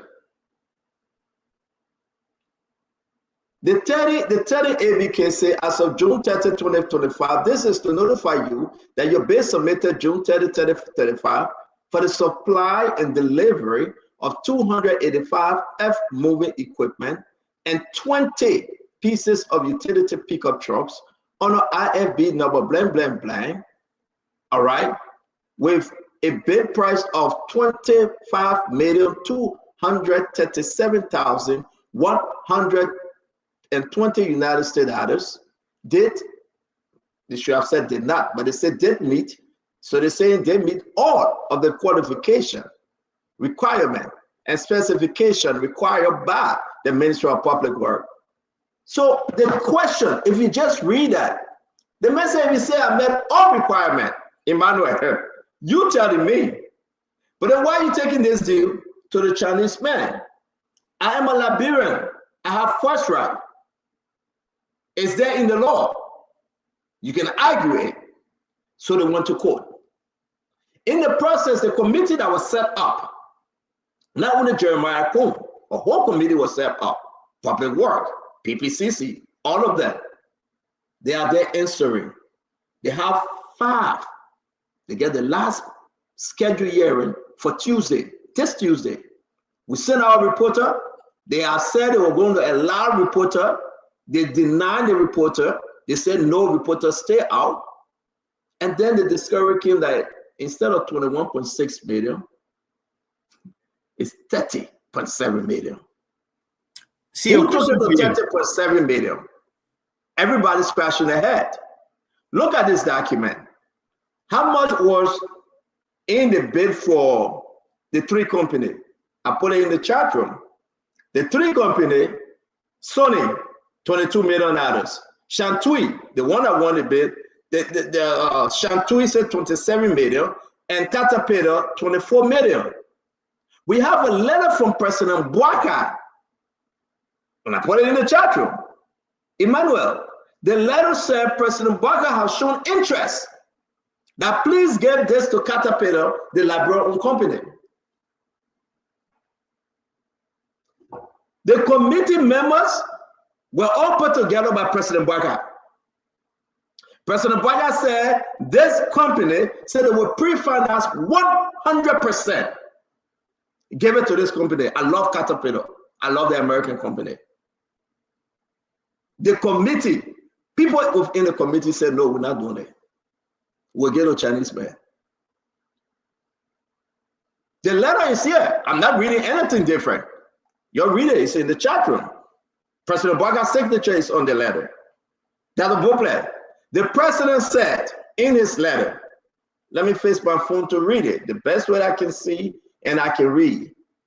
Mr. Vice President, reference is made to your report concerning acquisition of the heavy-duty equipment. I reviewed and noted the following proposal. 1, I know that Caterpillar Universal renown and reputation for durability makes insignificant a price differential with the lowest bidder. Additionally, Caterpillar offer for the training by Caterpillar personnel of 1,000 Liberians to operate and maintain the equipment makes it interesting. I accordingly interpose no objection to the selection of Caterpillar and direct that you proceed to conclude the acquisition with the equipment as further, with no further delay. So understand, this is President Bouaka speaking that the booklet. Give it to Caterpillar. Do the charge a little more. Kyle, this is President Bouaka speaking. Give it to Caterpillar. The committee said no, we will give it to China. We'll give it to China. We'll continue this story tomorrow. We got about 22 minutes left. And we make this story for you to go to bed tonight and dream dreams. Something is happening to our country. Something is seriously happening to our country. Let's do a 30-second quick close-up on this. I know we'll continue tomorrow. A lot of you guys going to investigate. A lot of you guys going to check with your sources. And y'all will come up better tomorrow with this new development. But the price tag out there is $30.7 million, 9.1 million change increase in the price of the yellow machine. Dr. Bobler, your 30-second. So two things I would say, CEO, in closing on this matter. One, we need to know all of the developing circumstances around it. And two, we need the machine. So communicate with the public what is going on, and then let us know when the machines are going to be on the ground. Transparency in public service is critical. It builds confidence and trust from the people. I don't understand you. So they should pay $30.7 million, Dr. Bobler? I didn't say that. That's why I said I didn't understand you. Can you please be much clearer, sir? Yes, I said that the government needs to let us, the people, know what has developed in this matter from the 21 now to the 30. I said earlier, if you remember, $9 million for us with our scarce resources is a lot. That's one. We need to communicate. And the second thing I said is we still need a machine and we need to move to get them on ground. And I said transparency in communicating with the public and when you're in public service is critical. Be transparent and also, in many cases, be prompt. You know, people raise issues. Sorry, Dr. Bobler, I have to interrupt you. The office of the vice president, they are saying they have no knowledge of the increase. Okay. Dr. Bobler, the office of the vice president say they have no knowledge of the increase and they will investigate. The vice president is outside of the country. I believe he's out of the country. They will investigate upon his return. They have no knowledge as to why the amount went to 30.7 million. This is even shocking. So it sounds like we will know soon. Yes, go ahead, Dr. Bobler. Now, I say it sounds like we will know soon what's really going on, how we go from 21 to 30. And I think the public deserve that explanation. And now the city will investigate, do it quickly, and then resolve the matter. And let's bring the machines on ground so we can start work. Because there's plenty of work to be done here with the yellow machine. You're going to get 26 from Musa abilities soon. So that's good addition. The more the merrier. The more the merrier. We need them all. But the information coming through now that Jeremiah Kuhn's office knows nothing about the increase in this amount. And they are saying they will investigate by next week upon his return to Liberia. What say you? I'm not surprised. Even the $10 million home info, the president office knew nothing about that, and EPS officers are assigned there with police. So I'm not surprised at all. The entire yellow mission saga, the big palace story surrounding the yellow mission saga, just too much. It's embarrassing. I don't know why people defending this thing. It's a shame to the government that the government cannot generate $21 million United States dollars with a budget of $1.2 billion to buy a yellow machine. Got to go take a loan and pay extra $9,100,000. What kind of embarrassment and stealing is this? The people stealing. Now, broad day robbery. For me, I'm not going to make research because I know the story already. It's $30.something million out there or that. It's a fight. It's not a debate. Because it failed a complaint. An established fight. Prima facie. So, this thing, a broad day robbery. You take it from $80-something million, you bring it to $20-something million, and it's just too much story around it. The president himself is on record for stating that it's a gift by a friend. The president of the Republic of Liberia, then he comes back and says, let's see what Double Jala will not pay for it. Mamaka brought some yellow machine, took government vehicles or whatsoever, paraded with government syringes. Took them to the BTC, to the barracks, to the former BTC. And the whole country just saying that people say nobody should talk about it. When you talk about it, you are not patriotic. You are unpatriotic. You anti-government. But a group of broad-day robbers, armed robbers, commercial robbers, who hijacked the state broad day When we're talking about it, somebody said, you're not getting moral standing to talk about it. You know, you were in government before, and CDC were in power. CDC never stole yellow machine. Never talk about yellow machine bringing here. The yellow machine has become useless for the country. Where is the money for the road force? We just told Musa Belete stop. You said we'll post some of the money to maintain the yellow machine from LPRC to LPRC. Just look, I'm sorry, but there's the greatest embarrassment to this government. Then president said we're taking loan. You're taking loan, you already spent $5 million plus. How much loan you taking? What the cost of the loan? Like you said, the lawmaker should summon EcoBank to know, because if the president lie, and because lying, the embarrassment is how the president will not know it's a violation of Article 34D of the Liberian Constitution, that every loan or guarantee must be enacted by the legislature. It was never enacted. Then you tell the EcoBank, thank you for giving all the money. On the buses, not just the yellow machine, but the buses.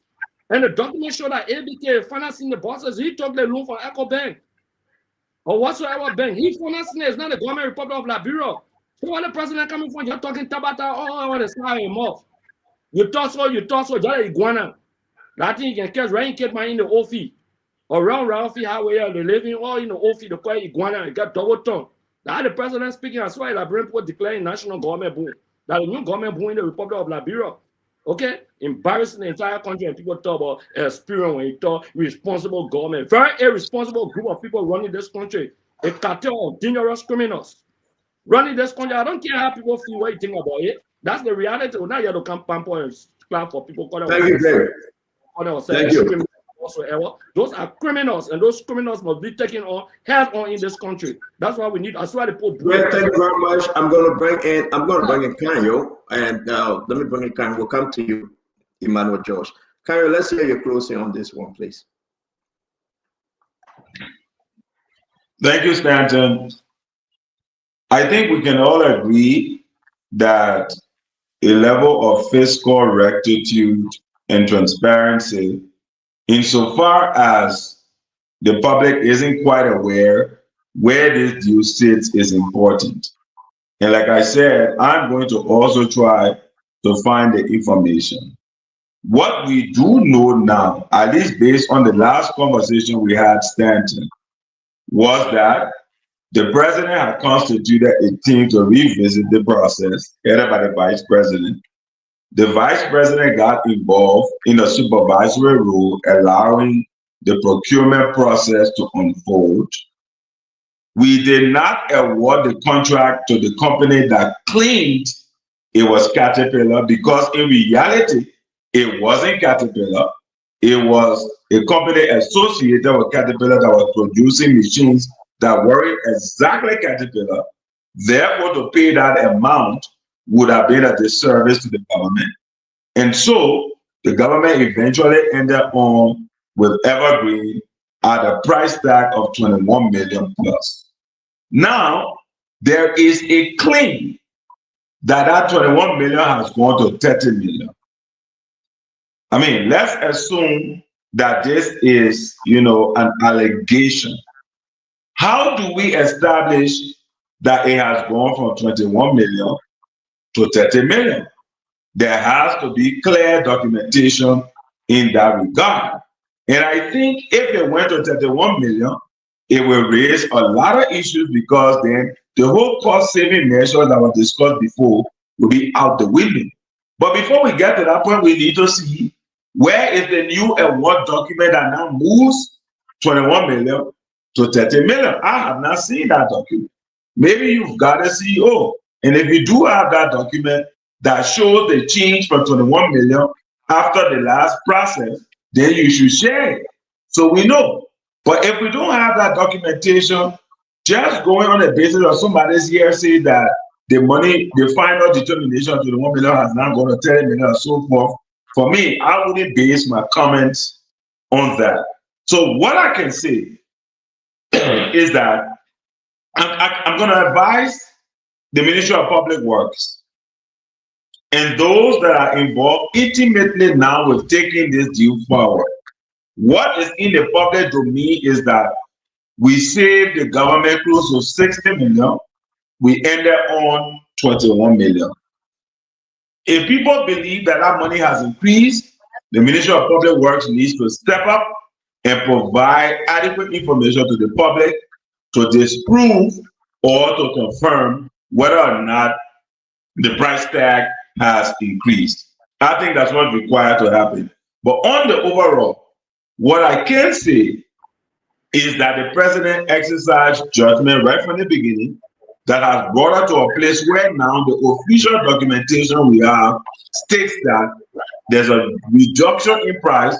It is 21 million. Any other thing, we need to find the documentation, but I think public work needs to be proactive. And I'm happy that we're discussing this again. Let's find the documentation and let's see whether there was a change or not. I'll rest on this. Can you, the documentation, I hope, Emmanuel, you can share what you share with me in the chat room. The documentation is out. This is just not something. The numbers, you will see the numbers, it's crazy. But I like what you just said. Guinness got to speak. He getting ready to go back to China on the week of the 25th. You got to tell the Liberian people whether this thing went up to $30.7 million. Yes, it backs out to this. I beg you, but then I will come to you. Just 1 second, please. Yes, it backs out to this, right? Because you are saying what you are saying, lawmakers are concerned now. Political leaders are concerned that the government is not being sincere. So it's not only Guineans have to speak. You've been in this business. How many people should sign on those concessions and those agreements? The first top two in government will be the Justice Minister and the Finance Minister. Am I correct? Am I correct, Kanyo? We're not hearing you, my man. You went off. So, sorry, yeah, you're correct. Yeah. Yeah. So, so whoever make any changes, because any changes whatsoever, that person should be called a bull. So I like exactly what the office of the vice president say. We will investigate upon our return because this is shocking. We gave them 1 week. But then, Patrick, we gave them 1 week. So I think we are closing, right? We're closing comment, right? And then you went bad again, though. Oh man, I'm okay. I'm okay too. You okay? We the one hearing you. You can be okay because you let bad sounds. But we hearing you. We'll manage it. We will mute ourselves and close our ear. Talk. You got something on? You got a cell phone? You got TV? Something is interfering with this sound. You yelling? Go come back. Get out and come back. Something is interfering with your sound. I'm sorry. Okay, let Vendetta go come back. It's terrible. He was doing better first, and I don't know what happened. Let's hear you, sir. Vendetta, go come back. If you can hear us, please just get out and come back in. Maybe it will be better. Yeah, sure. Thank you, Stanton. Very interesting here is primarily I was speaking more about the impact we could gain from what the entire process of 9.1 million. But contrary to that is the violation of the Liberian Act. If the government is inspired to provide the opportunity for ordinary Liberians who have firms and institutions that they are running, and you're changing that to be able to give that to a foreigner, that is extremely unprecedented. And I don't know how we can be able to even justify that. Liberians' firms are not being protected. We're not providing adequate opportunity to Liberians who have, the institution. I read the letter. How the letter is, the title of the letter said, acknowledging your loss of contract bid. As a Liberian, you'll be critical to ask who are my closer competitors in the entire process, and you'll be told that it was a Chinese man who they gave the opportunity to. And this is wrong. Ghanaians will never do this. Ghanaians, in fact, have specific part of their policy where they protect Ghanaian firms. In fact, in recent times, the Ghanaian gold consultant institution, transition the entire gold process to have a Ghanaian gold setter that is making their own gold. They took it from the foreigner and they're doing it themselves. So this is extremely wrong. And the other aspect that is also important, Stanton, I agree with you that we have to consider, is the president being respected by cabinet members? This is a very genuine question. The president wrote a letter and said, yes, without reservation, this is the company I prefer with this entire deal. The cabinet member went behind, make their own decisions, and they came up with their own plan. So who is actually running the country? The president should be extremely respected in any scenario. But today, his decisions, it's a public embarrassment. The letter, I will publish it today on social media. That the Liberian Post really letter that the president made a decision. The minister, or I don't know which minister, maybe it's not doing have better understanding of which one the minister, change the entire decision, whether Minister of Finance or Minister of Public Work. But this is extremely embarrassing.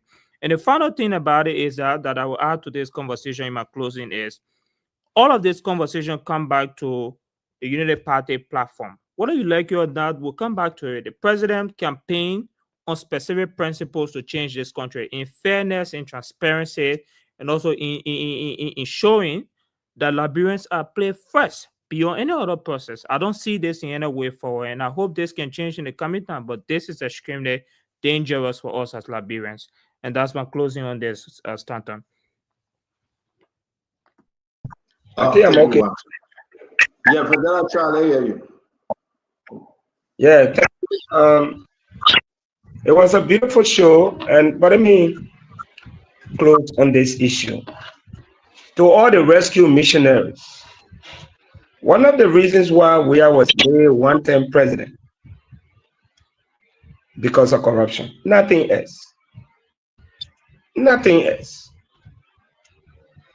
You made a promise that you were bringing 285 yellow machines. Look, you have from now to 2029. If you don't have the money, fulfill your promises or this major promise in segments. 2026, bring 75 yellow machine. I know you can afford. 2027, you bring some. 2028, you bring the last one. In fact, Liberians will understand, they will appreciate you. Simple. You are not under obligation to bring all the yellow machines because you don't have the money. Nobody is tying you. Nobody is saying if you don't bring all the yellow machines, you promise us in 2025, 2026, you will lose the election. In 2029. They say cut your coat according to your measurement. My best advice to you, rescue missionaries, you made a promise, the money was high, you listened to the people, from 85 million, it came to 40 million, 27, later on 21. If you don't have the money, bring the equipment step by step. Before 2029, the 285 yellow machines will be in the country, promise fulfilled, all in capital letter. This delay, now you are in court. We don't know what will be the outcome of the court. It's not helping. And the people are looking at you. You got to speed up. Bring your 550 yellow machine. Let the people see and tell them, say, next year we'll bring the other one. 2027 will bring the other one. 2028 will bring the last one. You move. The country move. You have fulfilled your promise. Lastly, this is our taxpayers. And Liberians be there for the process. I don't know what went behind the scene.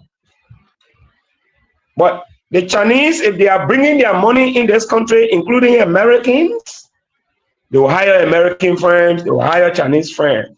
Who told you the ministerial complex? They never hire any other, company that could build that complex. There are several people, but they talk a Chinese company. So the fact that the yellow machines are going to be procured by our taxpayers' money, it is imperative to state clearly that a Liberian man, a Liberian business person, a Liberian firm must be prioritized. We're not just saying you're not qualified, then you get it. But there are all indications that this firm met all the requirements.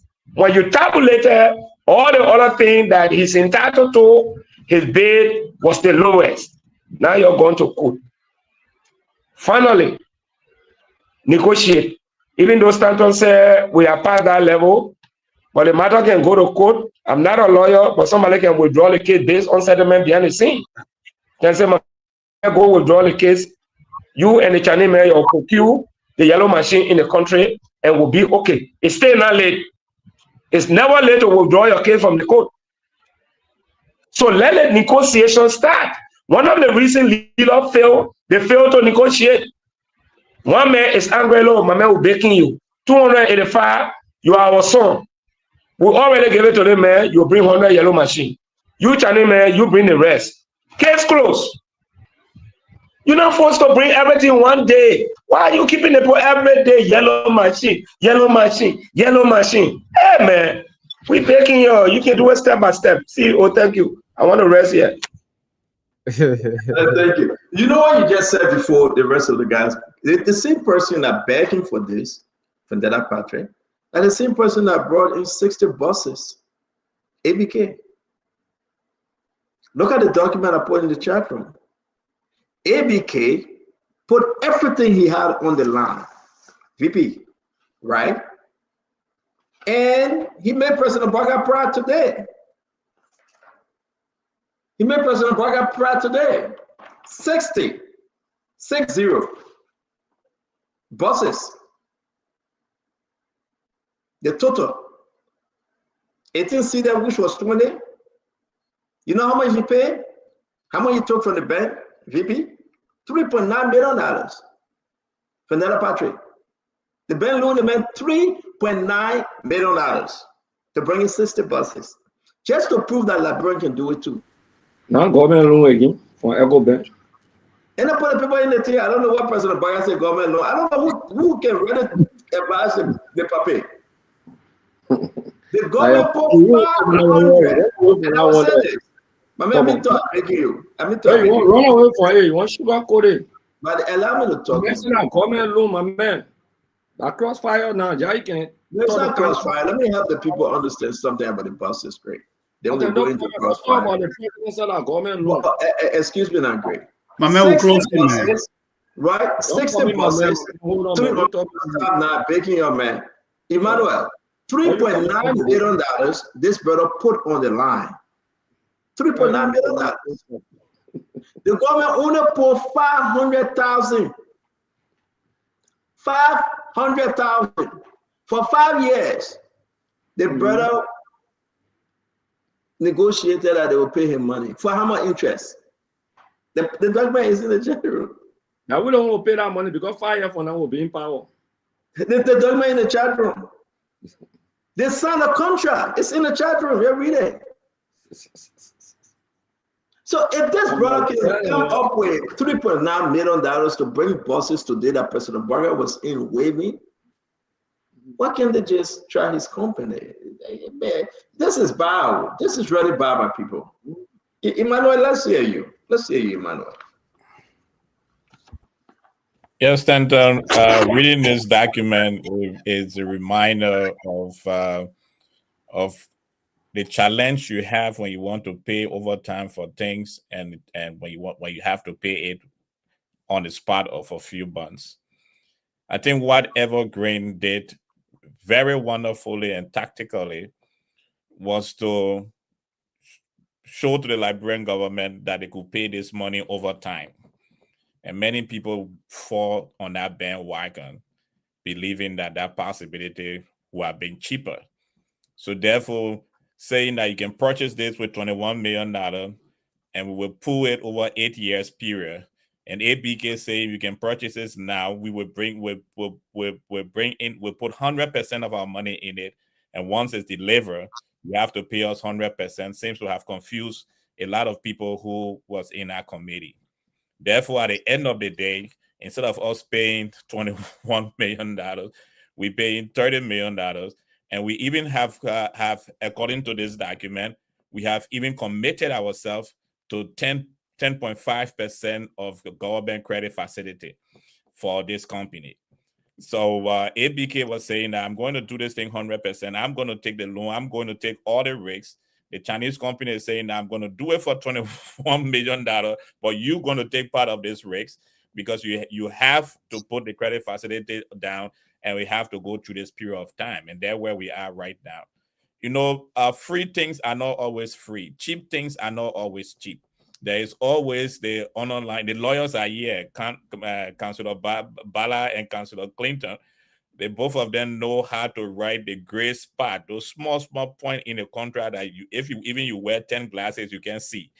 I think this is what we are struggling right now with the gray area in the contract, and definitely this has been flagged and brought up, and hopefully the government and those who are supposed to give the final go ahead with this will see that there was this gray area in the contract that perhaps many of those who accepted did not see that area in his contract.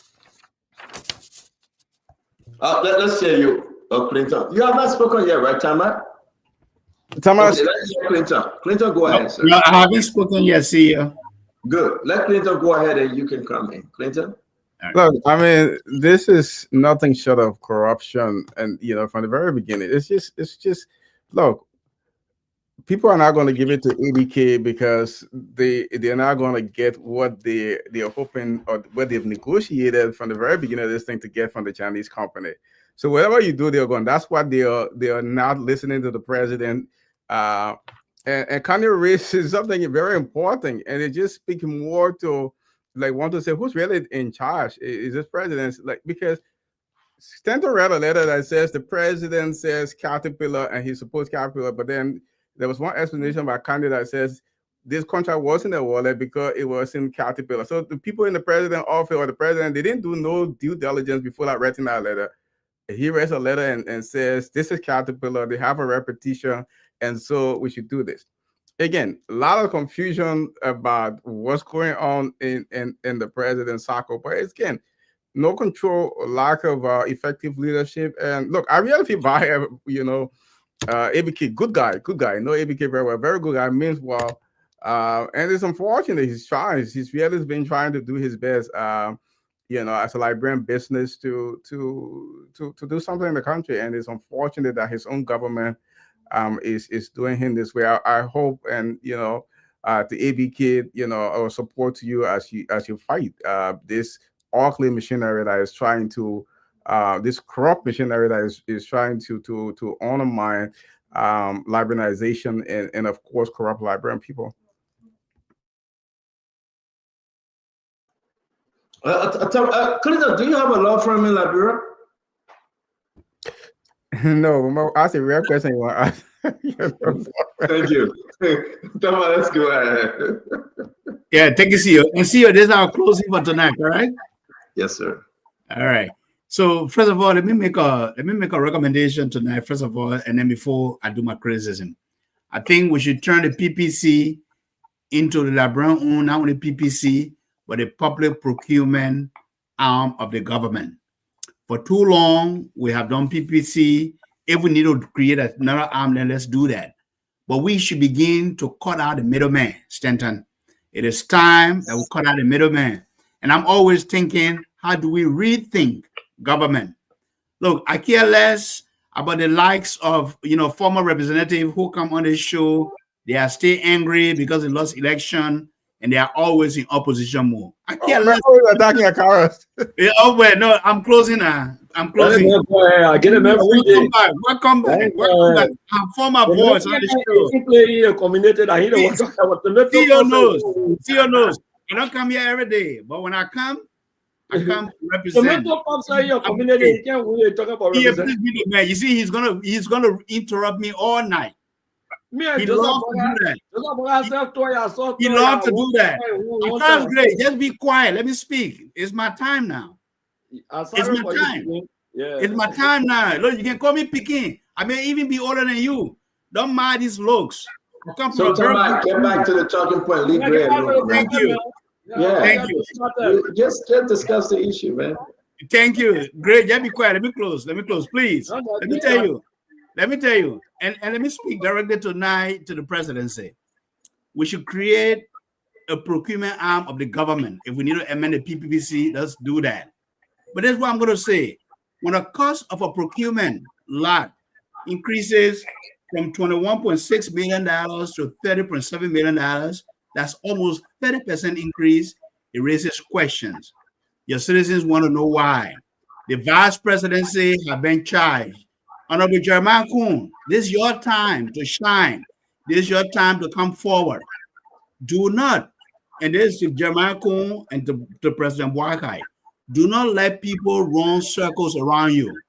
We understand that the presidency is an institution, but you owe it to the Liberian people.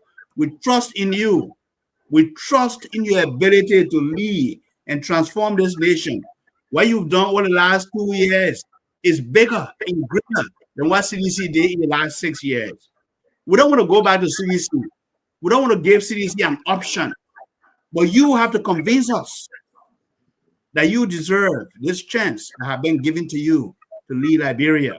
And we are looking up to you. And we still believe in you. We still support you. But do the right thing. Always for Liberia. Let's put Liberia first. Thank you, CEO. It's always been a pleasure being on here. Again, thank you very much, Tamba. I want to say thanks to every one of you. I'm trying to find a video that Tamba, some people building his house. And as they were eating, Tamba said, the more spoon you take, the more work you will do because I provided the food. I want you guys to listen to Tamba telling our fellow Liberians, the most spoon. Can anybody find that video in our chat room and send it to me? CEO, you want to set me up, man? CEO, let's set me up. I am not setting you up. I wanted people to know who you are. When you travel to Liberia, the way in which you can make our folks work for food. And then you want to be the one winning election in Lofa County. Yes, I create jobs. I'm a job creator. You are. And I want to say to all of you, it's been a wonderful show. We appreciate you tonight. We want to say, listen, we couldn't get to the LBS Casino, the information that they were owned or they are owned by Jose Yuma Barker's sons. Some information reaching us, we'll share with you tomorrow. We couldn't get to the 5 or 7 All Blacks. And kind of, please, I beg you, please research this. Ask your lawmaker that the government is about to award to NOCAL, and those All Black will be given to some company that cannot, a shitty company. You remember Honor Alex Tatter? Alex Tatter as speaker during Madam Salih's time. He brought a company by the name Liberty Company. If any of you were younger and following the news at the time, Akaris Grave should remind us. I know about that. They awarded the All Black to Liberty Company. They couldn't put money down for signing bonus, nothing whatsoever. Alex Tatter got married with Madam Salih, and that started his struggle and his removal. Now, what happened? The company is back. Everything under the first UP, back under the second UP. Guru, Bao, Oglo, everything under the first UP. They're coming back. 5 All Black again on the market. Wait for the more. We'll dig into it and let you know. Where are we going, folks? What's happening? Who's in charge? May God bless you, man. May God keep you. We say thank you for always joining us. We stay waiting for the response from Mr. Cummings as to this budget. Our brother Emmanuel George will tell us. We will be inviting Musa Belete on the show to talk to us about his new trend this week. Again, this is Spoon Talk. It's open for every one of you to come and discuss. It's good to have our brother Governor Clinton, the American lawyer, back. While we also deal with our brother Councilor Kano Bagbala, the Liberian lawyer. And the Liberian people decide, one speaking to law, one speaking to rhetoric. And it is what it is. I'm not saying nothing about you. I'm not saying nothing about you. Who is Greg and tell who's speaking to rhetoric? Greg,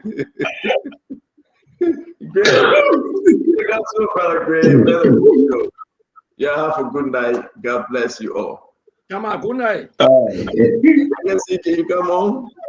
Yeah. Good night. Good night, Gray. Good night, Gray. Look, let me tell you, we're gonna erect the checkpoints. My man, no checkpoint, man. We're gonna erect the checkpoints. We're gonna erect the checkpoint. Let me tell you, look, let me tell you, Gray, I know CDC wants to recruit me. Let me ask you a question. I'm evaluating.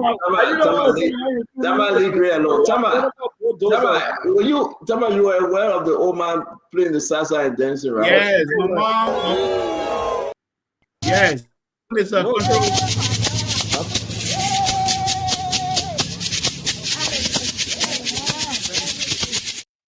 That's your mom, right? Yes, that's my mother. How did you find out? You got to be that Omar, man. Like, who Omar there? You just tell about don't talk over. So what? Let me show a story.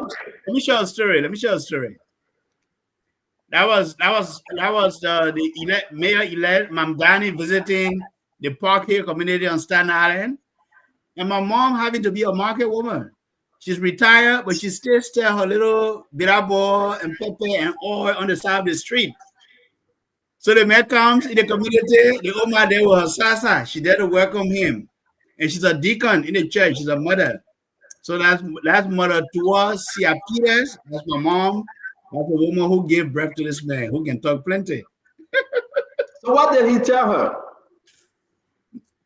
I was in there. I was in the city, man. I was in the city. But he was visiting the community. I think you need to take that video and send it to him. Absolutely. Absolutely. Yeah, it's historical. You need to take the full video. You want a video? Yes, please. Please send it to me. Yes, please. Do you have it? No, I don't have it. Is it on your page, Stanton? I'm gonna send it to you. Yeah. That's lovely. We got so many people from Staten Island and send it. And she plays the salsa even in church.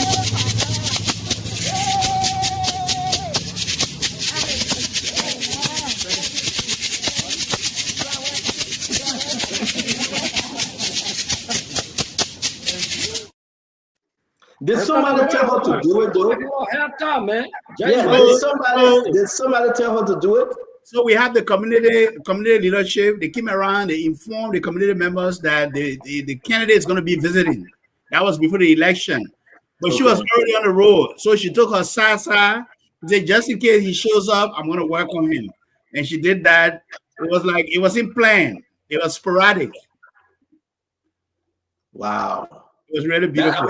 That's beautiful. That's beautiful. I hope to meet your mother someday, man. I will come over to Staten Island and talk to her one of these days. I mean, that's inspiring. Yeah, I'm gonna send you the video. Try to send the video, and maybe she can take the video to him. I will bypass you.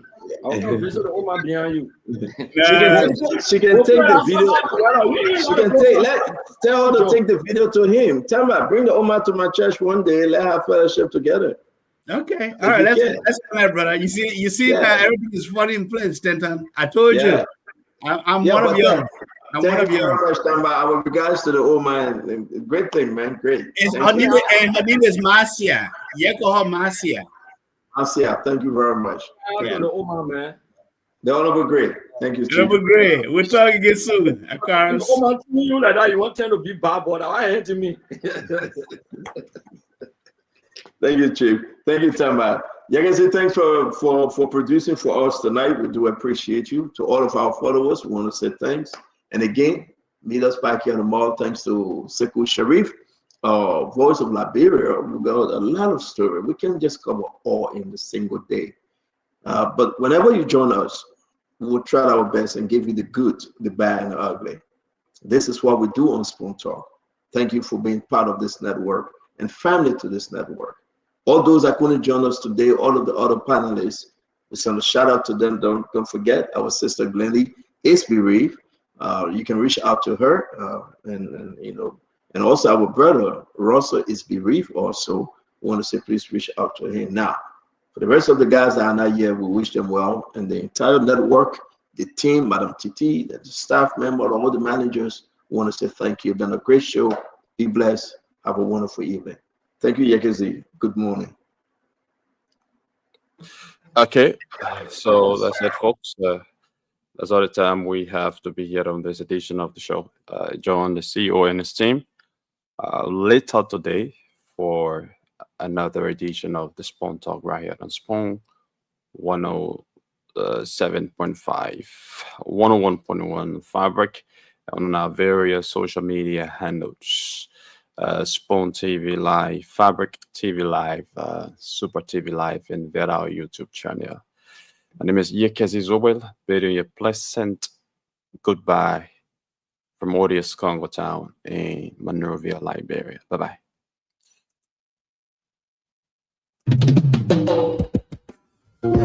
Yes, God, a special one from the CEO, stand coming with the spoon, and your boy.